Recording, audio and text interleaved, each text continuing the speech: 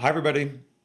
Before all of my live chats, I prefer to show this photo of Abby and Libby as a reminder that this case was about them hopefully finally getting justice. Richard Allen was convicted last November, but obviously the case is continuing on with more legal filings, and his appeal was filed this past week. Also, this past week, the full 43-second video of these girls' last moments of life was revealed on the internet, and it was very heartbreaking to watch for a lot of people. So now I'll get into the summaries of the legal filings since my last live chat. March 3rd, Twist Media, amended motion to intervene and to compel access to public trial exhibits. It was 16 pages long, filed by Twist Media. The summary is, Twist Media is a production company commissioned by ABC News focusing on true crime stories. Twist first filed its motion for trial exhibits on February 7th. On February 18th, Judge Gull stated NBC and Twist's requests were, quote, vague and overbroad, and do not request with specificity what is being requested, end quote. Gull required the submission of specific, particularized requests to consider. Twist listed all the exhibits they wanted on pages 3 through 14. They included crime scene and autopsy photos, which Judge Gull has already ruled will remain sealed. Other than that, they basically want everything presented at the trial. The next day, March 4th, Richard Allen's verified reply memorandum to State of Indiana's response to preserve and produce and a request for sanctions. This was written by Baldwin and was 24 pages long. It took me all day to summarize this. Spoiler alert, Judge Gull rejected this. However, I think there are some important issues that Baldwin brings up, so I'm going to continue summarizing it. Unfortunately, it's very detailed. So my summary is, response to McClelland's February 28th filing and also requested sanctions for violating Carroll County local rules concerning exculpatory evidence. McClelland has no explanation why the October 15th letter from Reese Davis is missing. Just a reminder, Reese Davis is this inmate who said that Kegan Kline and Ron Logan both confessed to him. The prosecution's response brief provided proof the state failed to turn exculpatory evidence over to the defense. In a February 13th, 2025 email, McClelland denied having the Reese Davis letters, even though he possessed them. McClelland is not the arbiter of exculpatory evidence or whether he has an obligation to turn it over. The law is the arbiter. Quote, exculpatory evidence is defined as evidence tending to establish a criminal defendant's innocence, end quote. Carroll County Local Rule 18b2 requires McClelland turn over exculpatory evidence. He only turned over the letters after the defense requested. This pattern of behavior has greatly impacted the defense and Richard Allen's constitutional rights throughout this case. A pattern of withholding exculpatory evidence may lead to a reversal and new trial.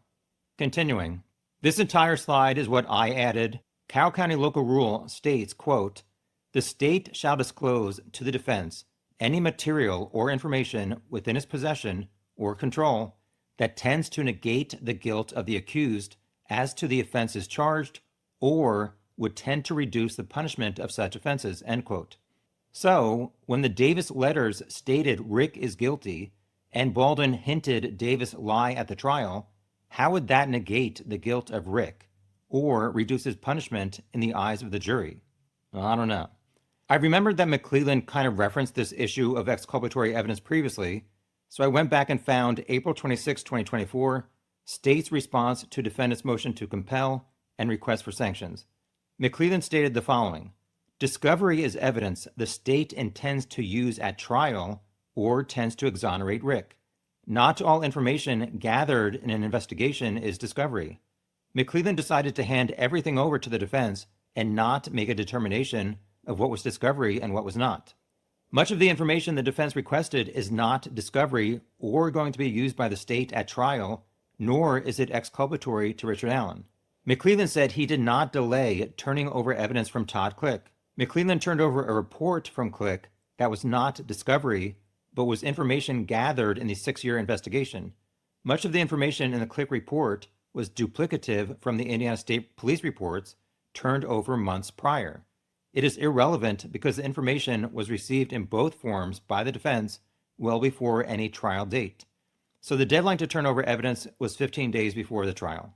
Now back to Baldwin going on and on about defense theories and the state's theory. Baldwin says the defense theory was the defense indicated evidence supported the victims were abducted, taken somewhere, perhaps in a vehicle, and during the early morning hours of February 14th, after the search parties left, were transported to where they were found. Evidence strongly supported that multiple people were involved. I added, this makes no sense to take Abby and Libby to another part of Delphi or another nearby town, and then not put their bodies in one of the many remote areas around Delphi.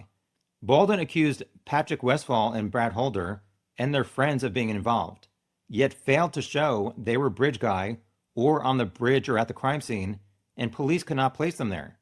Libby's phone never moved from the crime scene after 2:32 p.m. on February 13th. Baldwin failed to provide significant evidence about multiple people when only one man was seen by the four girls near the start of the trail, Betsy Blair, Sarah Carbaugh, and was captured on Libby's video. Next up is the state's theory according to Baldwin. The killer, after running or briskly walking across a bridge, since he was not in the 207 photo of Abby, was seen on video walking casually and not panting like a 45-year-old man who had run across the bridge. I added, Rick was 44 at the time of the murders, not 45. Then he abducted the two victims, walked or slid down a steep hill, then in a panic, after observing a van, corralled those victims across an active creek while holding a gun, and then both victims were undressed, but Abby was redressed in the pants, bra, and sweatshirt of Libby, and the lone, panicked killer murdered them without anyone hearing any screams, then moved Libby without any drag marks, indicating he carried her. All that occurred between 2:13 and 2:32, when Libby's phone stopped moving.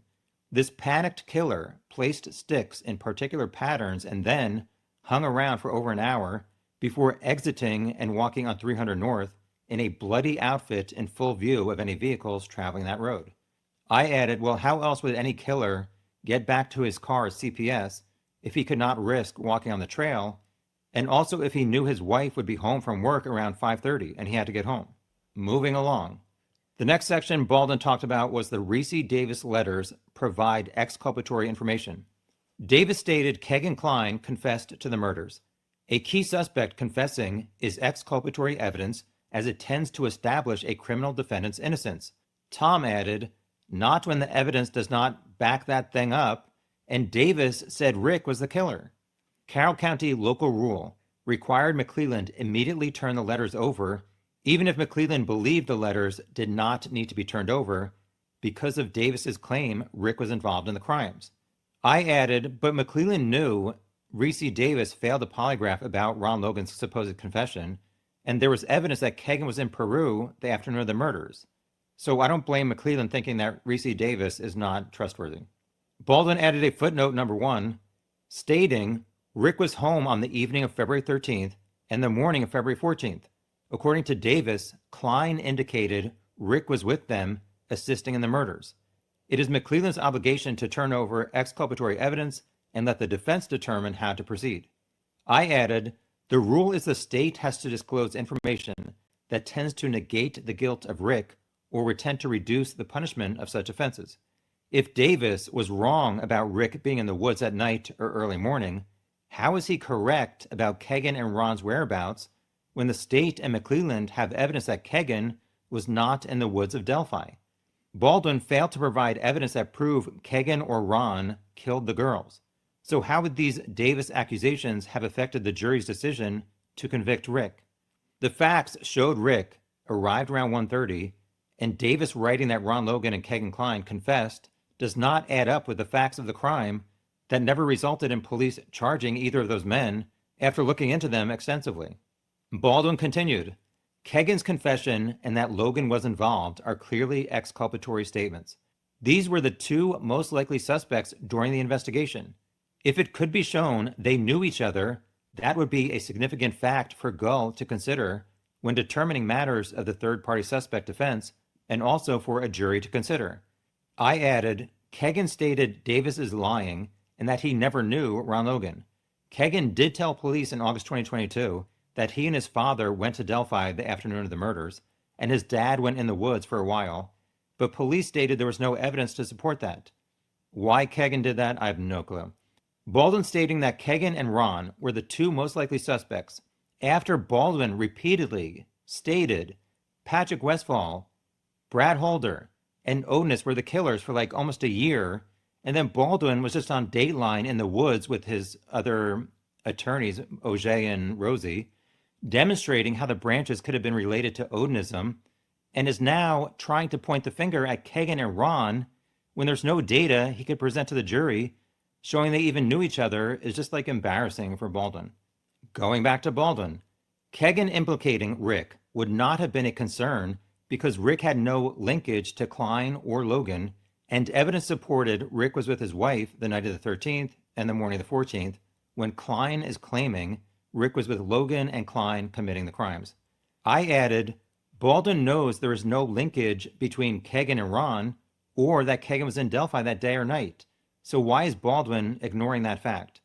The same way the only alibi Baldwin ever presented for Rick was in the Franks memo number 1, that Betsy Blair drove past CPS around 2:15 and saw a car from the 1960s, and he said since Rick does not have a car from the 1960s, that means Rick was home.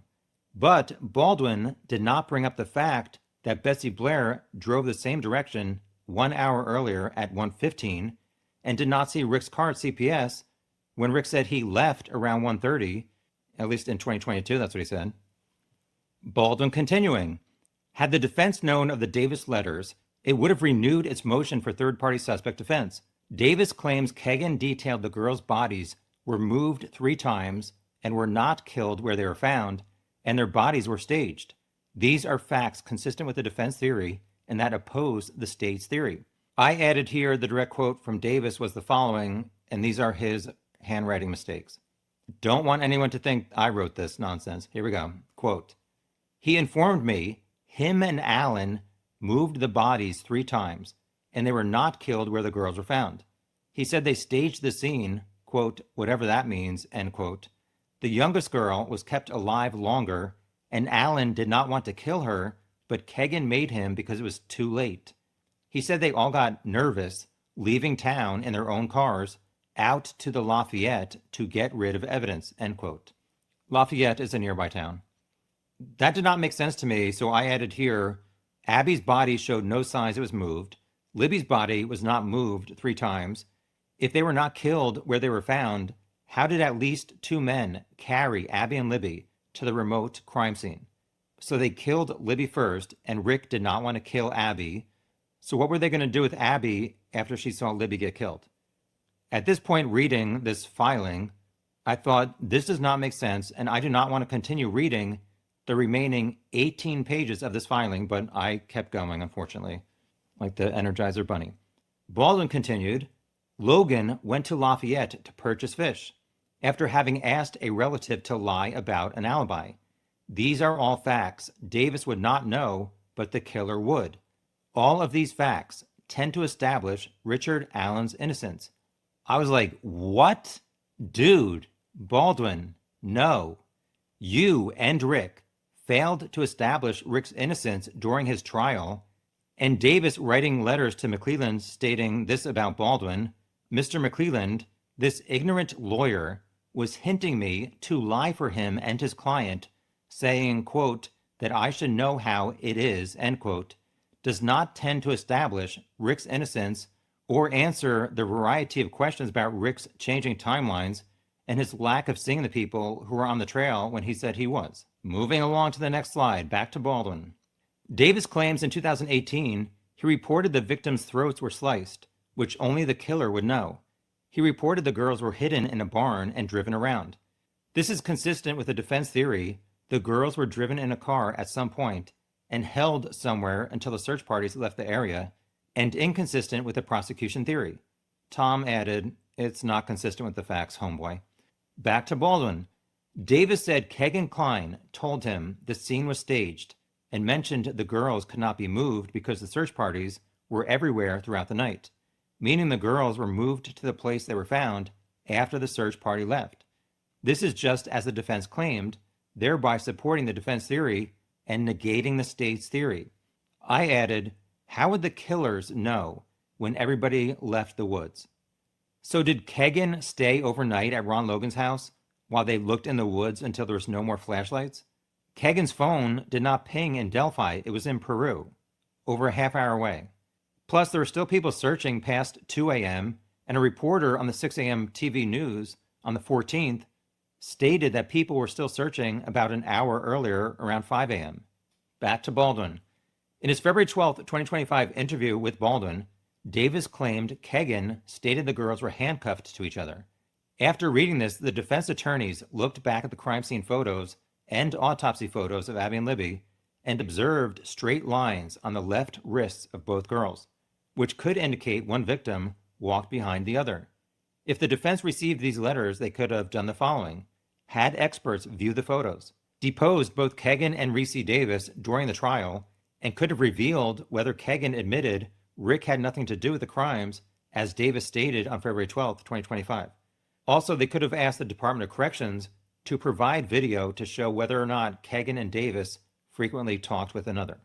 Baldwin continuing, McClelland denied Allen and his attorneys the opportunity to conduct its own investigation from the letters. McClelland makes much noise about Baldwin attempting to put into the public domain information through the filing before verifying the information. But Baldwin first attempted to work the matter out with McClelland. He said that on February 12th, he emailed McClelland asking for the Davis letters. The next day, McClelland replied, quote, "The information that we have concerning Reese Davis was forwarded to you as part of discovery. You had every opportunity to call Mr. Davis at trial or at the hearing on third-party motive. You chose not to. Your strategy was not to call those people. The trial is now over. Richard Allen was convicted. If you feel you need to file additional motions, then file them. The state will respond appropriately. The state will follow any orders the court puts out in regards to those motions," end quote. So the same day, Baldwin replied asking McClelland whether he received letters from Davis in the months leading up to the 2024 trial. McClelland ignored the request, prompting the defense to file its motion. If the defense waited, Gull might rule on the motion to correct errors beforehand, which would prevent the defense the ability to preserve and produce. As such, a ruling would arguably kick the case to the appellate lawyers. Baldwin continued, McClelland claimed to have provided all the Davis letters during discovery. This was untrue because he was in possession of these letters on February 13th, 2025. Baldwin had a footnote.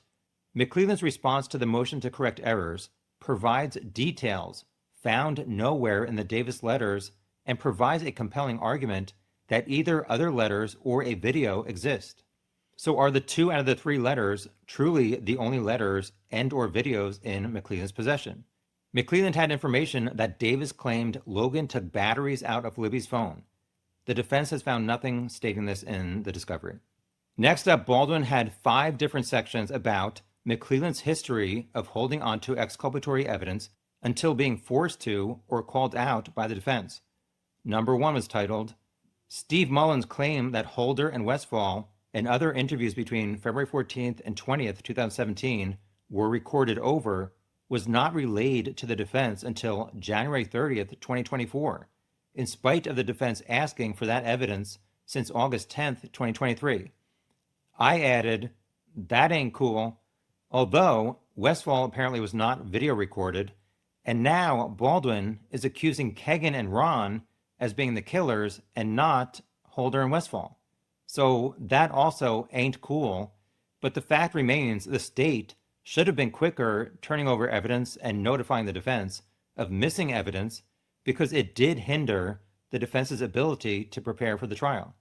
However, I still think the jury would have voted guilty even if all of these documents were turned over quicker and the defense had the ability to present it to the jury. Because there's been nothing in the defense's filings that, to me, would have changed my vote from guilty to not guilty. Back to Baldwin. Why did Mullen and McClelland not alert the defense of missing interviews and not turn over the undated document purportedly explaining how the interviews were recorded over until 5 months later? Those are 5 valuable months the defense could have investigated the claim those interviews were quote-unquote recorded over. Baldwin said, this is not normal. And I agree with Baldwin. It is unacceptable that it took so long to turn over evidence and not explain why this stuff was missing, or that it was even missing at all. Section number 2. For over 4 months, McClelland held onto exculpatory evidence from Rushville law enforcement officer Todd Click's lawyer. Click was concerned McClelland did not have all the information necessary before making an arrest of Rick. So he sent McClelland a letter with evidence that Click, Ferenczi, and Murphy gathered, including videos the prosecution never turned over of Elvis Fields, Rod Abrams, Ned Smith, and Johnny Messer, the quote-unquote Odinist gang people. A normal prosecutor would call the defense about this information that clearly was exculpatory. McClelland waited 4 months until after it became clear the defense would soon be learning of that letter. I went back to look at some of the filings to find out some of these dates. So after the May 1st, 2023 Click letter was received by McClelland, the state sent the defense more discovery on May 23rd, June 27th, and then included the Click letter with their September files. But Click and Murphy testified at the summer 2024 third-party suspect hearings that they found no evidence to place the Odinists at the crime scene. So in my opinion, there are two separate issues here. One, did the state and Nick McClelland act in bad faith in turning over evidence and being forthcoming? And two, would any of that evidence have made a difference in the jury's verdict? Number two, I do not think it would have changed their opinion. Obviously, you'd have to ask those 12 people. Section number 3. Why in a September 6, 2023 email did McClelland claim the Purdue professor's identity was unknown and perhaps would never be known when law enforcement knew since mid-August 2023, if not before then? Baldwin said the Franks memo was filed on September 18, 2023. The next day, Holman interviewed the missing Purdue professor, Jeffrey Turco. The Purdue professor's report and October 19th interview, which Baldwin messed up, it was September 19th, revealed the murderers may have left behind sticks in the form of runes consistent with the defense theory. This is called exculpatory evidence, which made me think, like, how is this exculpatory if the defense is now saying Kagan and Ron did the murders and not the Odinists with their runes? The professor seemed to deny some of the claims the defense made, and he never testified at the third-party hearing or at the trial. After this section, I majorly summarized it because Baldwin wrote a lot about the different statements by the Professor Turco, whether the sticks were runes or related to Odinism, and he also accused Holman of lying under oath about the findings of the Purdue professor.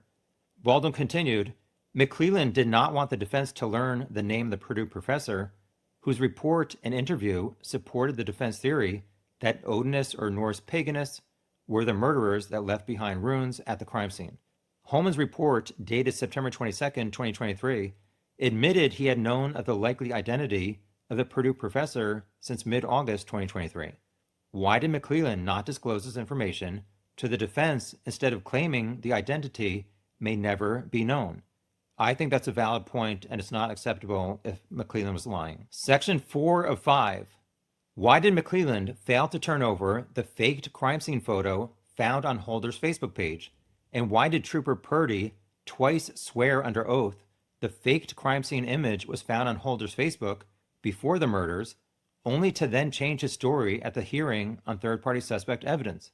Trooper Winters stated Holder had an image on his social media pages that depicted two girls mimicking the crime scene. This image existed on Holder's Facebook before the murders, according to Trooper Purdy.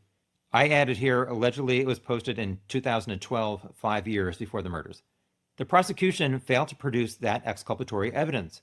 The defense team had to drive to Georgia to obtain that image from a guy named Ryan Boucher. I added 3 dudes from the defense had to go to Georgia from Indiana and invoice $12,000 for one electronic photo. Moving along with our lives. Trooper Purdy, then under oath in the fall of 2023, confirmed the image was on Holder's Facebook, but he did not find the image compelling because it had been on Holder's Facebook for a few years. On July 30th, 2024, Purdy confirmed this was on Holder's Facebook, but 2 days later, Purdy recanted, now claiming he could not confirm the image was on Holder's Facebook. Trooper Winters claimed that Indiana State Police could not locate the faked crime scene image that at one time was in the possession of the Indiana State Police post in Lafayette. To this day, the prosecution has failed to turn over that image. This is not normal, according to Baldwin, and I agree, it is messed up. But the version that I've seen on the internet of these two bodies or girls or children in the woods with a few branches on them does not have any indication it is from Facebook or posted under Brad Holder's name or his Facebook page. It's just the photo. Finally, section number 5, video of Holder and Westfall in pagan ritual in Fort Wayne, Indiana. Holder was tape recording people in a ceremony yelling, "Hail Thor." Westfall used his hand to mark something on the tree. This is significant because of the F found marked on the tree in one of the victims' blood. Law enforcement believed the tree was marked possibly by someone practicing Norse paganism or Odinism. The defense did not get a copy of this exculpatory video until they asked for it. It is not normal for the defense to continually have to request the prosecution turn over evidence of an exculpatory nature that the prosecution has in its possession. I added here, Brad Holder was at work until he clocked out at 2:45 p.m. Westfall's children in Delphi were also off from school the day of the murders. Westfall was interviewed on Sleuth Intuition's YouTube channel and stated that he placed a small offering in the bark of the tree over 7 feet high in this video, which was not similar to the painting blood at 4 feet high at the crime scene. Cicero testified it was more like an upside-down L shape of Libby's handprint and not the result of an Odinist painting a rune similar to the letter F. The final slide summarizing Baldwin's 24 pages. Conclusion and request. What has happened throughout this case is not normal. Prosecutors not turning over exculpatory evidence and holding on to exculpatory evidence until being forced to provide it is not normal. Prosecutors claiming they can't locate a key exculpatory witness's identity is not normal. No explanation for not providing exculpatory evidence to the defense is not normal. Having an officer recant 2 prior sworn statements is not normal. A prosecutor claimed he provided all the Reese Davis letters to the defense before the trial, but 14 days later admitted what he represented as truth in his email was not true, and 1 letter is missing without explanation. Baldwin continued, it does not matter whether the following are true. The contents of those letters can be questioned as unreliable, or those letters may conflict with other defense theories. Because the prosecution has a history of not turning over exculpatory evidence, Richard Allen deserves another trial and a hearing in which McClelland explains repeatedly failing to turn over exculpatory evidence. So the defense wants to, number 1, use the state of Indiana's answers to these questions in a renewed motion for a new trial based upon newly discovered evidence, and 2, use answers to those questions as a record that can be utilized by the appellate lawyers. Order sanctions against the state for violating the Carroll County local rule concerning exculpatory evidence, and the sanction the defense is seeking is ordering a new trial. I added, what is the new evidence that is going to negate the evidence that points to Rick arriving at CPS around 1:30? Nothing that I've really seen. I went back to August 15th, 2024, when Judge Gull ruled on the defendant's second motion to dismiss. She said no evidence the state destroyed exculpatory evidence nor acted in bad faith. The defense argues this alleged exculpatory evidence all relates to Brad Holder. However, no evidence has been presented to support this argument, nor has any evidence been presented to negate the evidence offered by the state, which cleared Brad Holder of involvement in these crimes. So then March 13th of this year, Judge Gull denied this request. March 4th, the Second and Third Amendments from Twist Media to get the trial exhibits. Their Second Amendment did not remove all of the sealed evidence requests, so they had to file a Third Amendment. On March 12th, Gull responded and issued an order. Counsel is incorrect that their client is news media, as defined by this code. They are social media content creators, not legitimate, serious news media. Judge Gull might be wrong on that one. Anyway, their request for exhibits was not specific. However, she continued, stating that she and the court reporter are in the process of accommodating requests as time allows. Available exhibits will be provided on a flash drive at $25 per 128 gigabyte drive. When available exhibits are prepared, counsel will be notified. On March 11th, Jennifer Auger filed a motion to reconsider denial of motion to correct error. My summary was, in light of this case, Glossop against Oklahoma, which was revised on February 25th of this year, Mr. Allen requests Gull vacate his convictions or set a hearing. At the trial, the state argued Brad Weber's van came home at approximately 2:30 p.m. Also, Libby's phone did not move after 2:32. Dr. Wallace stated Rick confessed he kidnapped Abby and Libby and was on the south side of Deer Creek when he saw the van that scared him and caused him to force the girls across the creek. The state should have known Weber's testimony was false. Weber arrived at his driveway after 2:44, and his phone first pinged at 2:50. The state's narrative that Weber's van interrupted Rick before 2:32 is impossible, and the state knew it. Continuing, in regards to this other case, the U.S. Supreme Court said, this is my summary, someone testified about never seeing a psychiatrist, but they had seen a psychiatrist. The prosecutor knew it was false testimony, but did not correct it. So I guess the U.S. Supreme Court said, quote, it is established that a conviction obtained through use of false evidence, known to be such by representatives of the state, must fall under the 14th Amendment, end quote. Auger said, regardless of whether Weber thought he arrived about 2:30, the state knew it was false and let it stand, and their refusal to correct it violated Rick's due process right to a fair trial.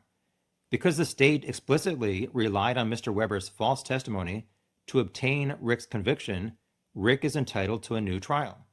On March 13th, Judge Gull said the court takes no action as the notice of appeal was filed on March 11th at 2:19 p.m. I think the jury definitely does need to have all of the correct facts to make their final decision. However, this video of a nearby homeowner's surveillance camera is off by at least 12 hours. It shows 2:44 a.m. when obviously it was in the afternoon. So how do we know that the 44 minutes is even accurate? We don't. Next up, March 11th, notice of appeal, 6 pages long, filed by the new attorneys for the appeal for Richard Allen, Mark Lehman, and Stacy Uliana. You'll be hearing their names a lot. My summary is they are appealing the December 20th, 2024 final judgment against Rick. The Carroll County clerk and court reporter have to provide all records, including testimony, exhibits, and discussions in front of the jury or outside their presence for many hearings that they listed since 2022 and the trial. On March 13th, notice of completion of clerk's record was 95 pages long, filed by the Carroll County clerk. It was just a long list of all legal filings since the arrest of Richard Allen. It also noted the transcript is not yet complete. March 14th, notice received from Court of Appeals was 17 pages long. This included several prior legal documents that will be part of the appeal. There was no major or new information. This past week, the 43-second video that Libby took on her phone finally leaked to the public. I posted this video on my YouTube channel for about 5 hours a few days ago, but after watching it repeatedly, it's really sad, and I just felt like it was kind of like voyeuristic looking at these girls and hearing them, knowing that in 20 minutes their lives would be over, and it just isn't a video that I want to host on my channel, so I removed it. But for those of you who did not see it and want to know kind of what happens without actually seeing it, I watched it one final time. I'm going to show a few different screenshots and review what I believe is said and the actions that take place in this video. So it starts off with Libby standing about 3 feet from the end of the bridge with her phone camera facing down at rocks and the first railroad tie.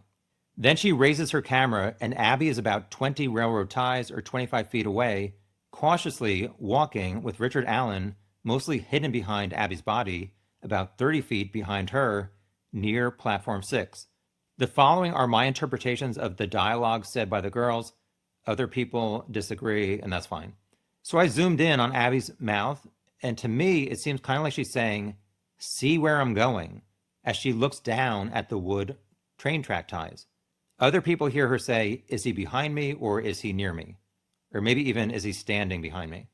But based on like her lips moving, to me, some of those words do not match up. It seems more like something along the lines of, "See where I'm going." So right after that, Libby has like a slight laugh. Then she moved her body, hand, and camera to the side to better capture the man behind Abby. After just a few seconds, Libby then starts walking away as the camera points to the ground.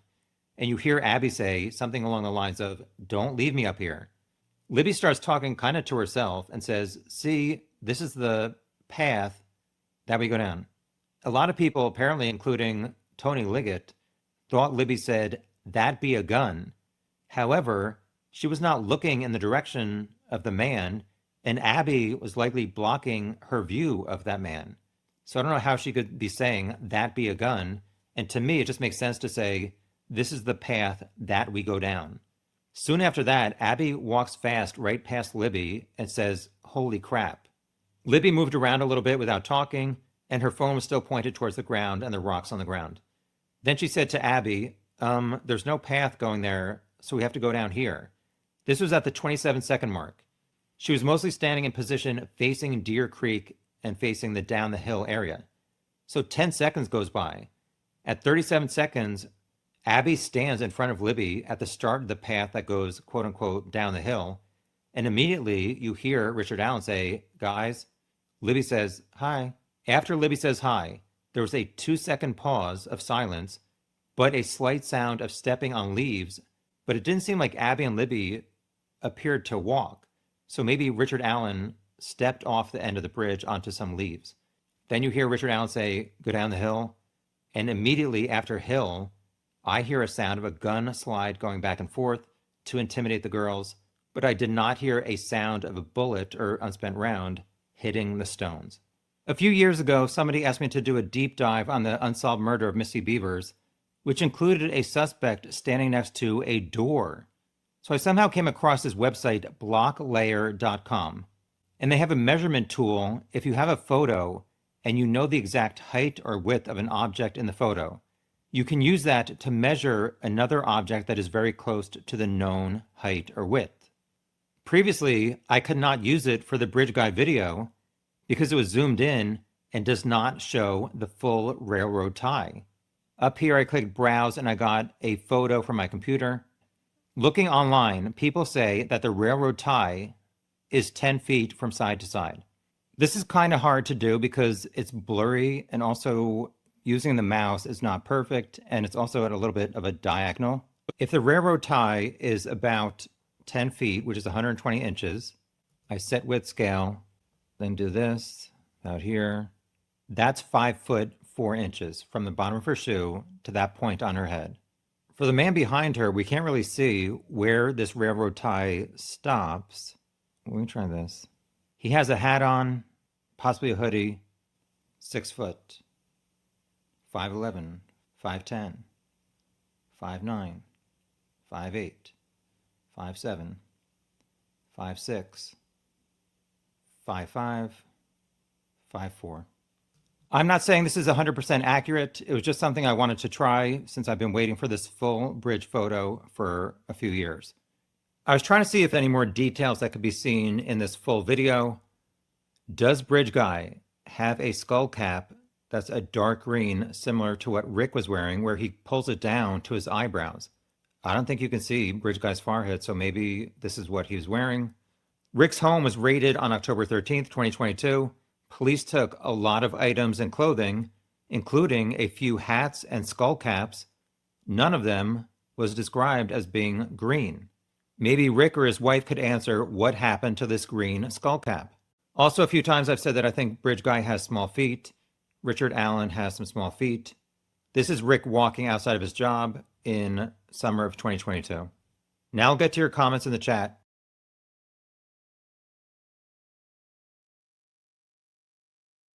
Where am I? Hello? Why is this not showing? There I am. Where the hell am I? There we go. It's been a hot minute since I hosted a live chat. Hi, everybody. Thanks for joining. Hopefully you got something out of my summaries that took me a long time to do. Hi, Miss Dog Lover. The full video was scary. I was in tears. Yes, it was really difficult to watch. I did see it 3 times in the courtroom. I missed quite a few things, and just being able to hear better. I never even saw the part at the end where Abby stands in front of Libby. So yeah, I removed it from my channel. What did you guys think when you saw it? Did it change your opinion at all? If you thought that Rick previously was guilty, did you say, "Oh no, I don't think that matches up to him"? Or did you previously think maybe it was not him? But like I said, I really think it's a short man. And a lot of other facts to me just does not add up to Rick being innocent. So I am currently like a half hour behind comments already, but here we go. Hi, Jay White. It's a piranha. Kagan was not bridge guy. I totally agree. And I don't think it was Ron Logan either, or the Odinist.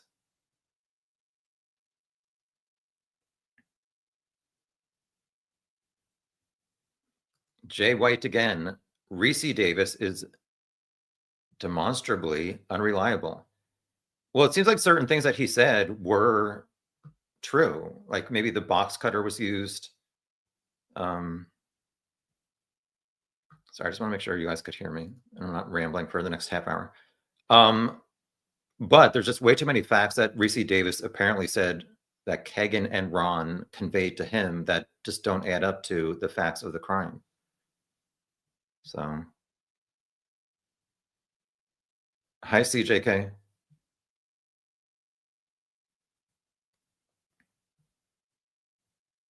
Hi, SB74. I guess his statement that Allen was on the moon at the time of the crime would be exculpatory too, then. Yeah, I just can't get past that. For like about a year, I think, Baldwin was like yelling, well, not yelling, but he said in various filings, there's significant evidence that Westfall and Holder were involved in these murders. Now he's saying, no, it was Kagan and Ron because this inmate said it. And yet they've never like produced evidence showing any of these guys were there. Meanwhile, Richard Allen said, I was there at 2:13, 3 days after the murders and 5 days after the murders. February 16th, Rick walked into the sheriff's station, according to him, in his October 13th, 2022 interrogation and said, I told them I was there and they took my information. 2 days later, February 18th, 2017, Rick tells Dan Doolin I was there 1:30 to 3:30. And Doolin, when he was testifying, said, I noted that that time was different than the lead sheet that I had in my hand. So twice in the first 5 days, Rick said I was there at least until 3:00. And just part of the reasons I think he's guilty is because it doesn't add up to him truly being there from noon to 1:30. He said he saw 3 girls leaving around the time he got there near the start of the trail where 4 girls saw a bridge guy 90 minutes later. And he never saw the 4 girls who were there at least 12:30 to 1:30. Never saw Betsy Blair going up and down the entire trail twice between 12:02 and 1:15 when Rick should have been there. His car was not seen by Betsy Blair at 1:15 at CPS. Where was he? Yeah, so we're still waiting for these files to get released by Judge Gull. It seems like this recent 43-second video was not released by Judge Gull. Where it came out, who knows? So what are you guys most looking for? I don't want to say looking forward to, but what are you most interested in finding out from these exhibits? I definitely want to see the 127 video that apparently shows Rick's car headed towards CPS. From what I've heard, it's blurry and you really can't tell. So is my shirt here. Anyway, I'm not really in Colorado. Yeah, so the 127 video, I'm going to like compare it to photos of Rick's car. If there's anything that's noticeably different between the two cars, then yes, I'll totally admit it. But that doesn't answer all of the questions that I just said that Rick and his defense team never answered about his whereabouts. SP74. Up next, the band of Odinists were in Weber's van. I do think it's kind of suspicious. And when it was mentioned at the trial, I was like, how did Brad Weber check out at work at 12? Oh, sorry. What time did he check out? 2:02 at Subaru in Lafayette. I think it said there's a turnstile maybe that, I guess I don't know, somewhere in the building, but that is a huge plant there, a car plant. So they have a really big parking lot. So how long did it take him to get out to the whatever parking area to his van? I've heard from people who actually know him that he drives really fast. However, on the stand, Harshman said he looked on Waze and I think Google Maps. Not sure exactly what he said. I think he said 20 to 25 minutes. But when I looked on Google Maps, it said like 30 minutes. And we know that Libby's phone stopped at 2:32. So minus 30 minutes is 2:02 when he checked out. So a few people have said he could have gotten home before 2:32. But even so, to go from the south side of the creek to where Libby's phone was apparently stopped moving at 2:32, I don't know. However, which I don't want to just like push that to the side because I think it's a very important thing, the timeline. Two other thoughts I'm having. One is what? I just lost it already. How reliable is this phone data? Was the phone in that general area starting at 2:32, but actually it's not exactly true that it stopped moving at that exact time? Second, just Richard Allen saying the word van in this confession to Dr. Walla. To me, it doesn't matter so much what he said about when he saw the van, just that he used the word van, because he describes, you'll see in the October 13th interview with Mullen, he said he saw a sedan and SUV parked at the Mears parking lot, which doesn't add up because Betsy Blair did have an SUV, but she said she was walking back and forth and she never saw any other car parked next to hers. So just the specificity of Rick saying van to Dr. Walla and sedan and SUV to Mullen, to me, it's highly suspicious. Feel free to disagree. Tom was going off on Baldwin before. Somebody said there's people saying that video is CGI. People have been saying that for a long time. What part of it? I just watched it like 10 times over the past 2 days, and nothing really stands out to me as being unnatural. Hi, Katja. Kasha? Sorry. CGI's computer generated image, maybe? Just like being altered or something. Hi, Junior. Thank you.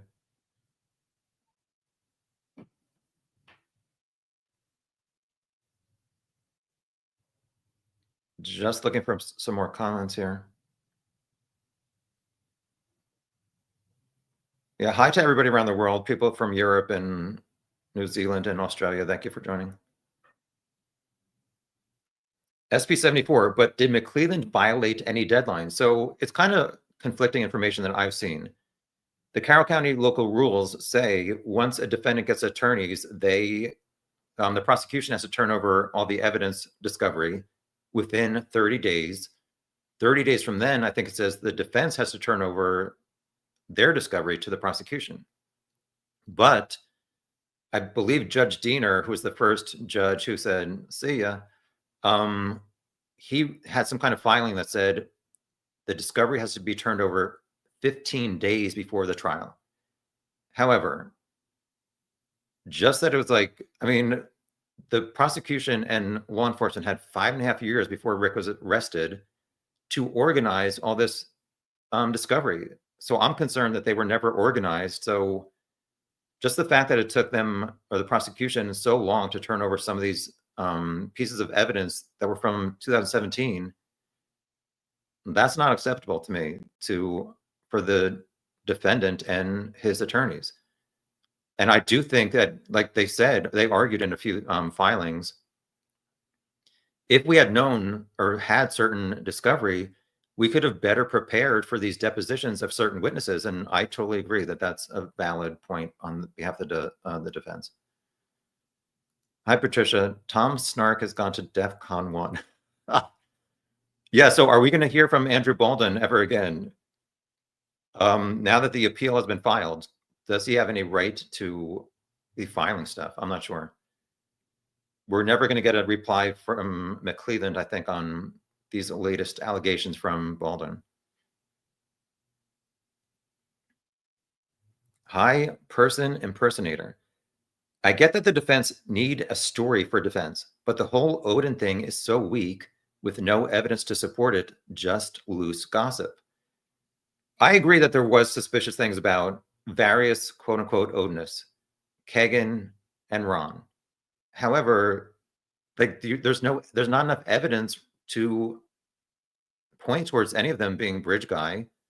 We know that the FBI did state Nicole Robertson wrote that search warrant for Ron Logan's property in March 2017, saying Ron was on the phone at 2:09. However, they never said how long that phone call was. But the important part is she said it was near the High Bridge. Then around 10 p.m., his phone was near, I guess, texting near the crime scene. That's the FBI stating that. So what is the reliability of that, whatever GPS that she was saying the phone was near those two areas? And obviously the dude lived right there, so his phone is going to ping. Also, while that was playing back, I looked at my notes from the trial, and Rosie, for the defense, Liggett was on the stand, and Rosie said, there was lots of digital information, cell phone towers and phones, question mark. Liggett says yes. Rosie followed up. There is no digital evidence that connects Richard Allen to the crime scene, question mark. Liggett replied, no, but he said he was on the phone on the trail, but there was no evidence of that either. But that was the only thing that they ever really talked about at the trial about Rick's phone. We all know he said he was on a stock ticker. So what is this phone data that's Liggett is saying there's no evidence that he was on his phone on the trail? I think I once used Google Maps to see how far Rick's house was from like the bridge. I don't know, maybe it's like 1.5 or 1.7 miles direct. I know McClelland at one point said geofencing is not reliable, so we don't want it to be presented at the trial. However, I said, well, if they had some geofencing data that said, okay, Rick was there at the crime scene at 2:32, McClelland, I'm sure, would say geofencing is totally reliable. B Rob, thank you so much. I appreciate it. Thank you. Back to comments.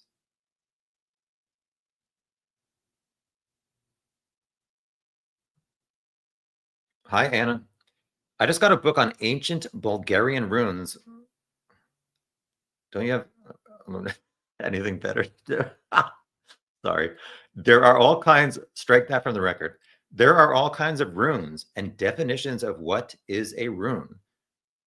Yeah, but I'm saying, like, why is the defense team just on Dateline, like in the woods, putting sticks on the ground, like, okay, this could be a rune.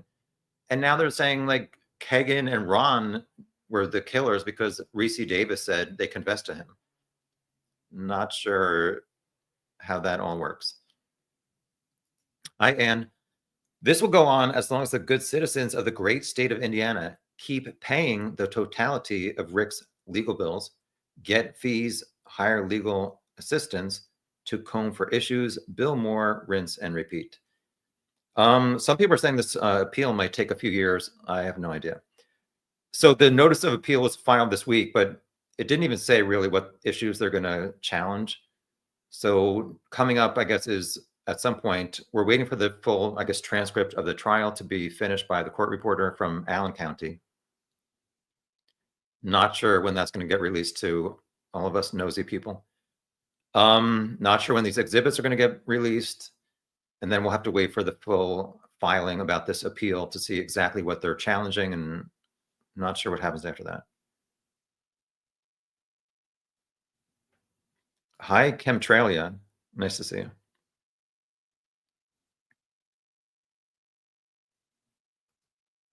Anna says, I think the state-paid defense thought they had an easy win, so they did not go through the terabytes, 26 terabytes of discovery. Then the confessions, now it's oh crap time, in my opinion. Well, as people have kind of mentioned, it does seem like the defense, their filings are now after the trial, they're like, oh, maybe we should have done this or that. And as McClelland said, that was your strategy not to do it. And I think a lot of us were surprised at some point when Rosie just said one morning, the defense rests its case. I don't know. Richard Allen had his chance to get on the stand and provide answers for all these questions that point towards him being on the trail starting at 1:30. He decided to sit at the defense table. Uh,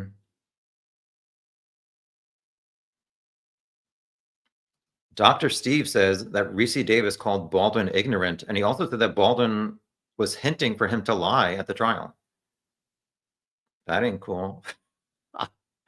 Then why are you laughing, Tom? All right, we'll keep it moving. Strike that laugh from the record. Anna says those quote unquote runes more resemble some Nazi pagan symbols. And someone suggested Vonnegut's asterisk. That one is a possibility. Who knows if Richard Allen started putting branches on the girls? He did say that to Dr. Walla, and he waited to see that they were dead, but maybe he would have continued putting larger branches on. I don't know. Obviously, it's the woods, but I don't know how many other larger branches were available in that area for him to even put on top of their bodies. I think that's nobody's ever really referenced that. Anyway, we'll move on.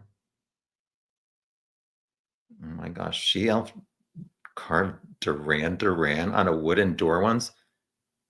It's okay if it was around 1985. If it was in 2005, then we're concerned. Ah. Wampo says, I mean, couldn't the runes just be to frame the Odinists?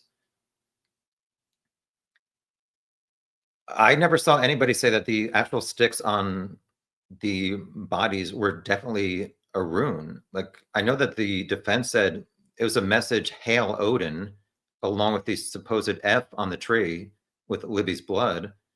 But Cicero said it was more like an upside down L from Libby's handprint and not somebody painting on an F.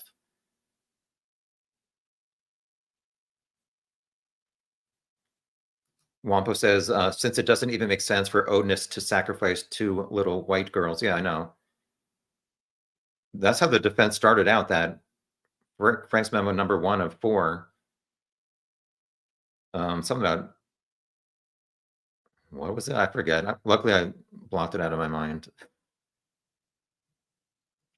B-Rob, they have provided nothing that excludes Richard Allen from the scene, even at the trial.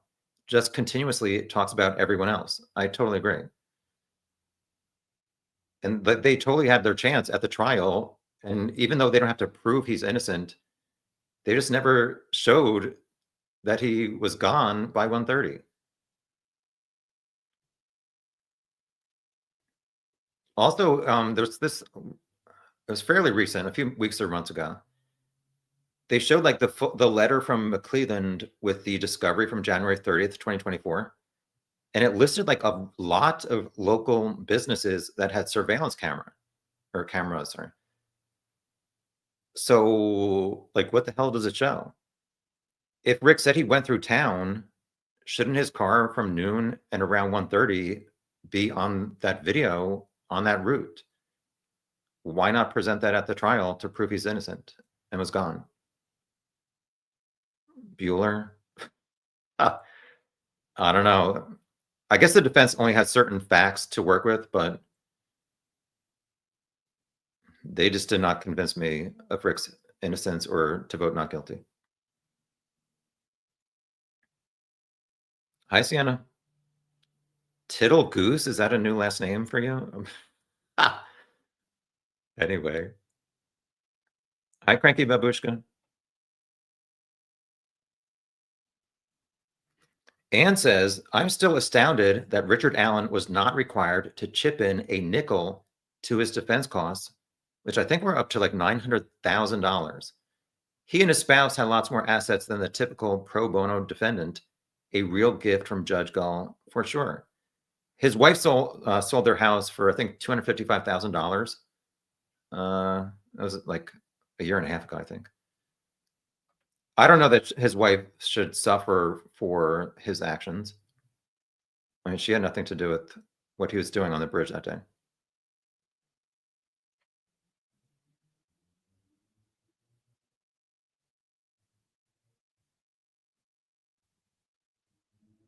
Anne says this case needs Elon Musk and Doge to barge in and bring an end to this nonsense. Well, I mean, he technically has a right to an appeal, and there were certain issues in this case that some people get very worked up about, saying he did not get a fair trial, or even not just that, but he should have never gone to Westville, which, in my opinion, is kind of a tricky situation. Anybody who cares, Carroll County apparently just finally opened their new jail, so be careful when you're in Carroll County. Follow the rules. Um, I don't think they could have kept him there. So he had to go somewhere else. But one of my issues is like it took a year and 9 months for Rick to go to Cass County Jail. If it was fine for him to go there a year and 9 months later, why was it not fine for him to go there a week after Tobe Lesenby said, I can't house him here in Carroll County? I don't know. I think part of the reason is also the defense did not file to get him out of Westville for 4.5 months. And they said he was fine when they saw him on March 24th, 2023. So why is he okay mentally for 4 months of being in Westville, and then he started confessing? I don't know. Anyway, we'll see what the Court of Appeals says to those issues.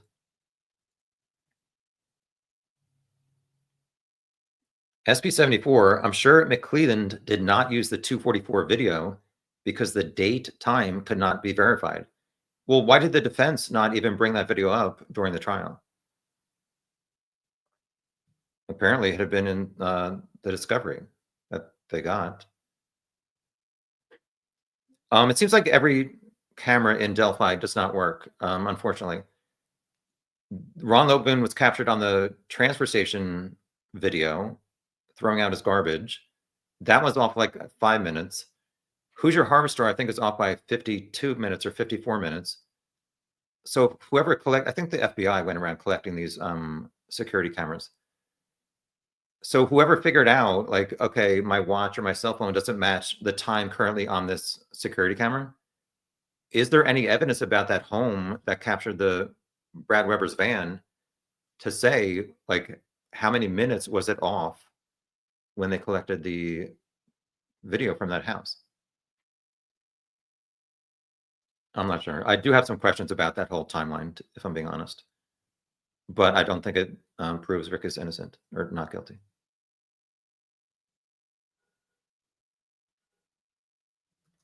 Anna says, we don't know if the Allen's home was free of mortgages, paid for, etc., nor do we know the details of the sale. Well, it was $255,000 or so. Selling a home doesn't always equal big bucks. That's true. Hi, Grunge Truck. Yes, we were talking about this in the members only live chat before. Maybe he passed them before and turned around quickly. So it seems to me, we know this is a 2:13 video, 2:13 p.m. They had to have passed each other before that. According to my not expert timeline, based on when Betsy Blair was seen at 1:46 pulling into Mears parking lot, I think she would have gotten to the barricade at Monon High Bridge at around 1:53, so 20 minutes before the Bridge Guy video started. So she turns around, Betsy, and about 2.5 minutes away, she passes Abby and Libby. So Abby and Libby had to have gotten to the bridge around like 1:56 or so. Where did Richard Allen, or the guy on platform 1, whoever you think it is, go after Betsy Blair turned around? If you've seen some of my other videos, Libby took 2 photos of the bridge that she posted online.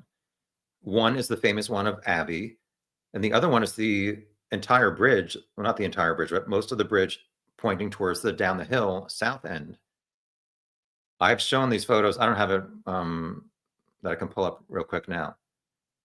I think there's like a black dot or a dark dot, not dot, but like an object that does not show up in a lot of other photos that I've seen from other people pointing in that direction, including when there's no leaves on the tree. So I think if Rick was there to have this fantasy, if he ran into some female that he wanted to use his gun to control them for some kind of fantasy, he had to go down there. If he's going to say, go down the hill, he has to make sure there's nobody down the hill that's going to ruin this fantasy. So whether he truly went down to the other end and then passed Abby and Libby at some point, and then he turns around, I don't know if that's what you're saying, or if he came off the bridge and we can't see him in the Abby photo, was he starting to walk back towards Mir's lot and said, no, I want to do this fantasy, and turns around. And then that's when Libby obviously seemed to me, she got scared, pushed record, was trying to secretly capture this man. So at some point before the video starts, yes, they had some kind of close interaction either on the trail or on the bridge, in my opinion. Sienna said you could hear the fear in their voices, made me so mad. Yes, I totally agree. And it was very sad. She Elf said, I couldn't stop zooming in on Richard Allen. He's so short. In my video, why I think Richard Allen is guilty, I showed a comparison of me on Monon High Bridge, not in the same spot where the video took place, but I'm 6'1", and just like the body shape of me against the bridge guy screenshot, I'm a lot taller. Doesn't mean that the short guy was definitely Richard Allen, but all these other facts, in my opinion, do point towards him being bridge guy.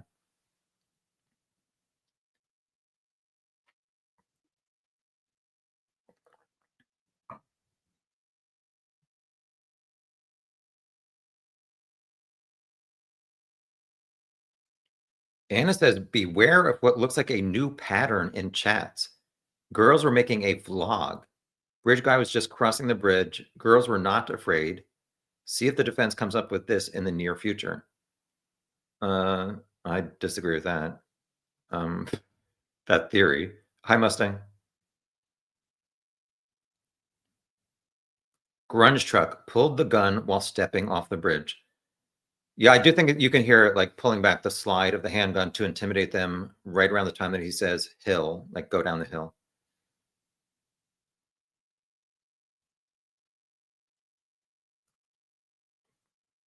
Sorry.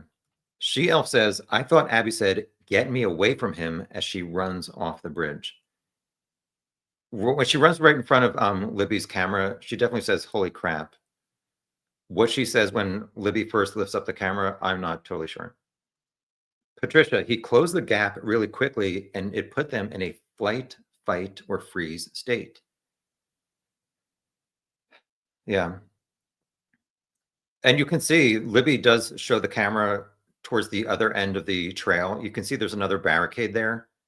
There's no other people there. So for anybody who thinks there's two other guys or one other guy, the evidence does not point towards that. Unsilent Bob, 420, hello. If it was a friendly encounter between the girls and Richard Allen, then why didn't Richard Allen say that to begin with?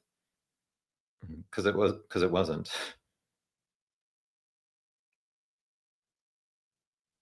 So when you guys see these October 13th and 26th videos, I'm curious to see what you guys think. When I watched them, I thought his answers and behavior seemed like an innocent person for the most part.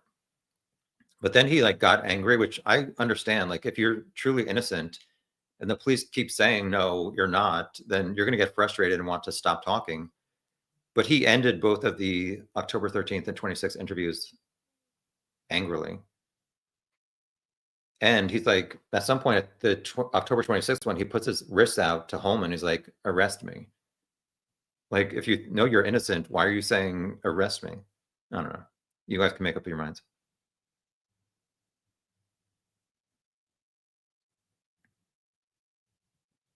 Hi, I like turtles. I refuse to believe they could not get a clearer height estimate. Yeah, so at the end of my video there, I showed this website. I'm not saying it's 100% accurate. It was just something I wanted to try, and I thought I'd share it with you guys. So I guess you guys are commenting from that part when I showed it. Hi, Sean. The bridge guy is not standing up straight. You can add 2 inches to his height if he was standing straight up. Yes, I'm not saying that it's a, when I showed it like 5'4", I'm not saying that's 100% accurate.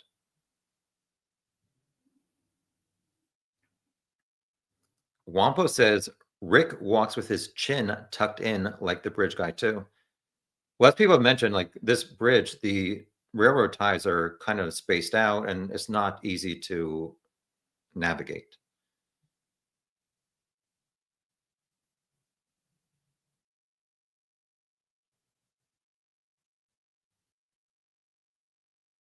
Hi, Cindy. Was surprised how close he was. Yeah. He definitely started out around the platform 6, the last one, which is like, I don't know, 20, 25 feet away from Abby. Yeah, Abby. Sienna says, I think it is him. I'm assuming you mean Richard Allen as bridge guy. Hi, Roman. It's so surreal to finally see the video we've spoken about for nearly a decade. Agree. So glad those girls' families finally got justice. Yes. Mustang says it's him and by himself, in my opinion. Yeah, most of the comments I've seen say, yeah, that's definitely Richard Allen, definitely a short man. Yeah, so do you guys think they should have released the full video?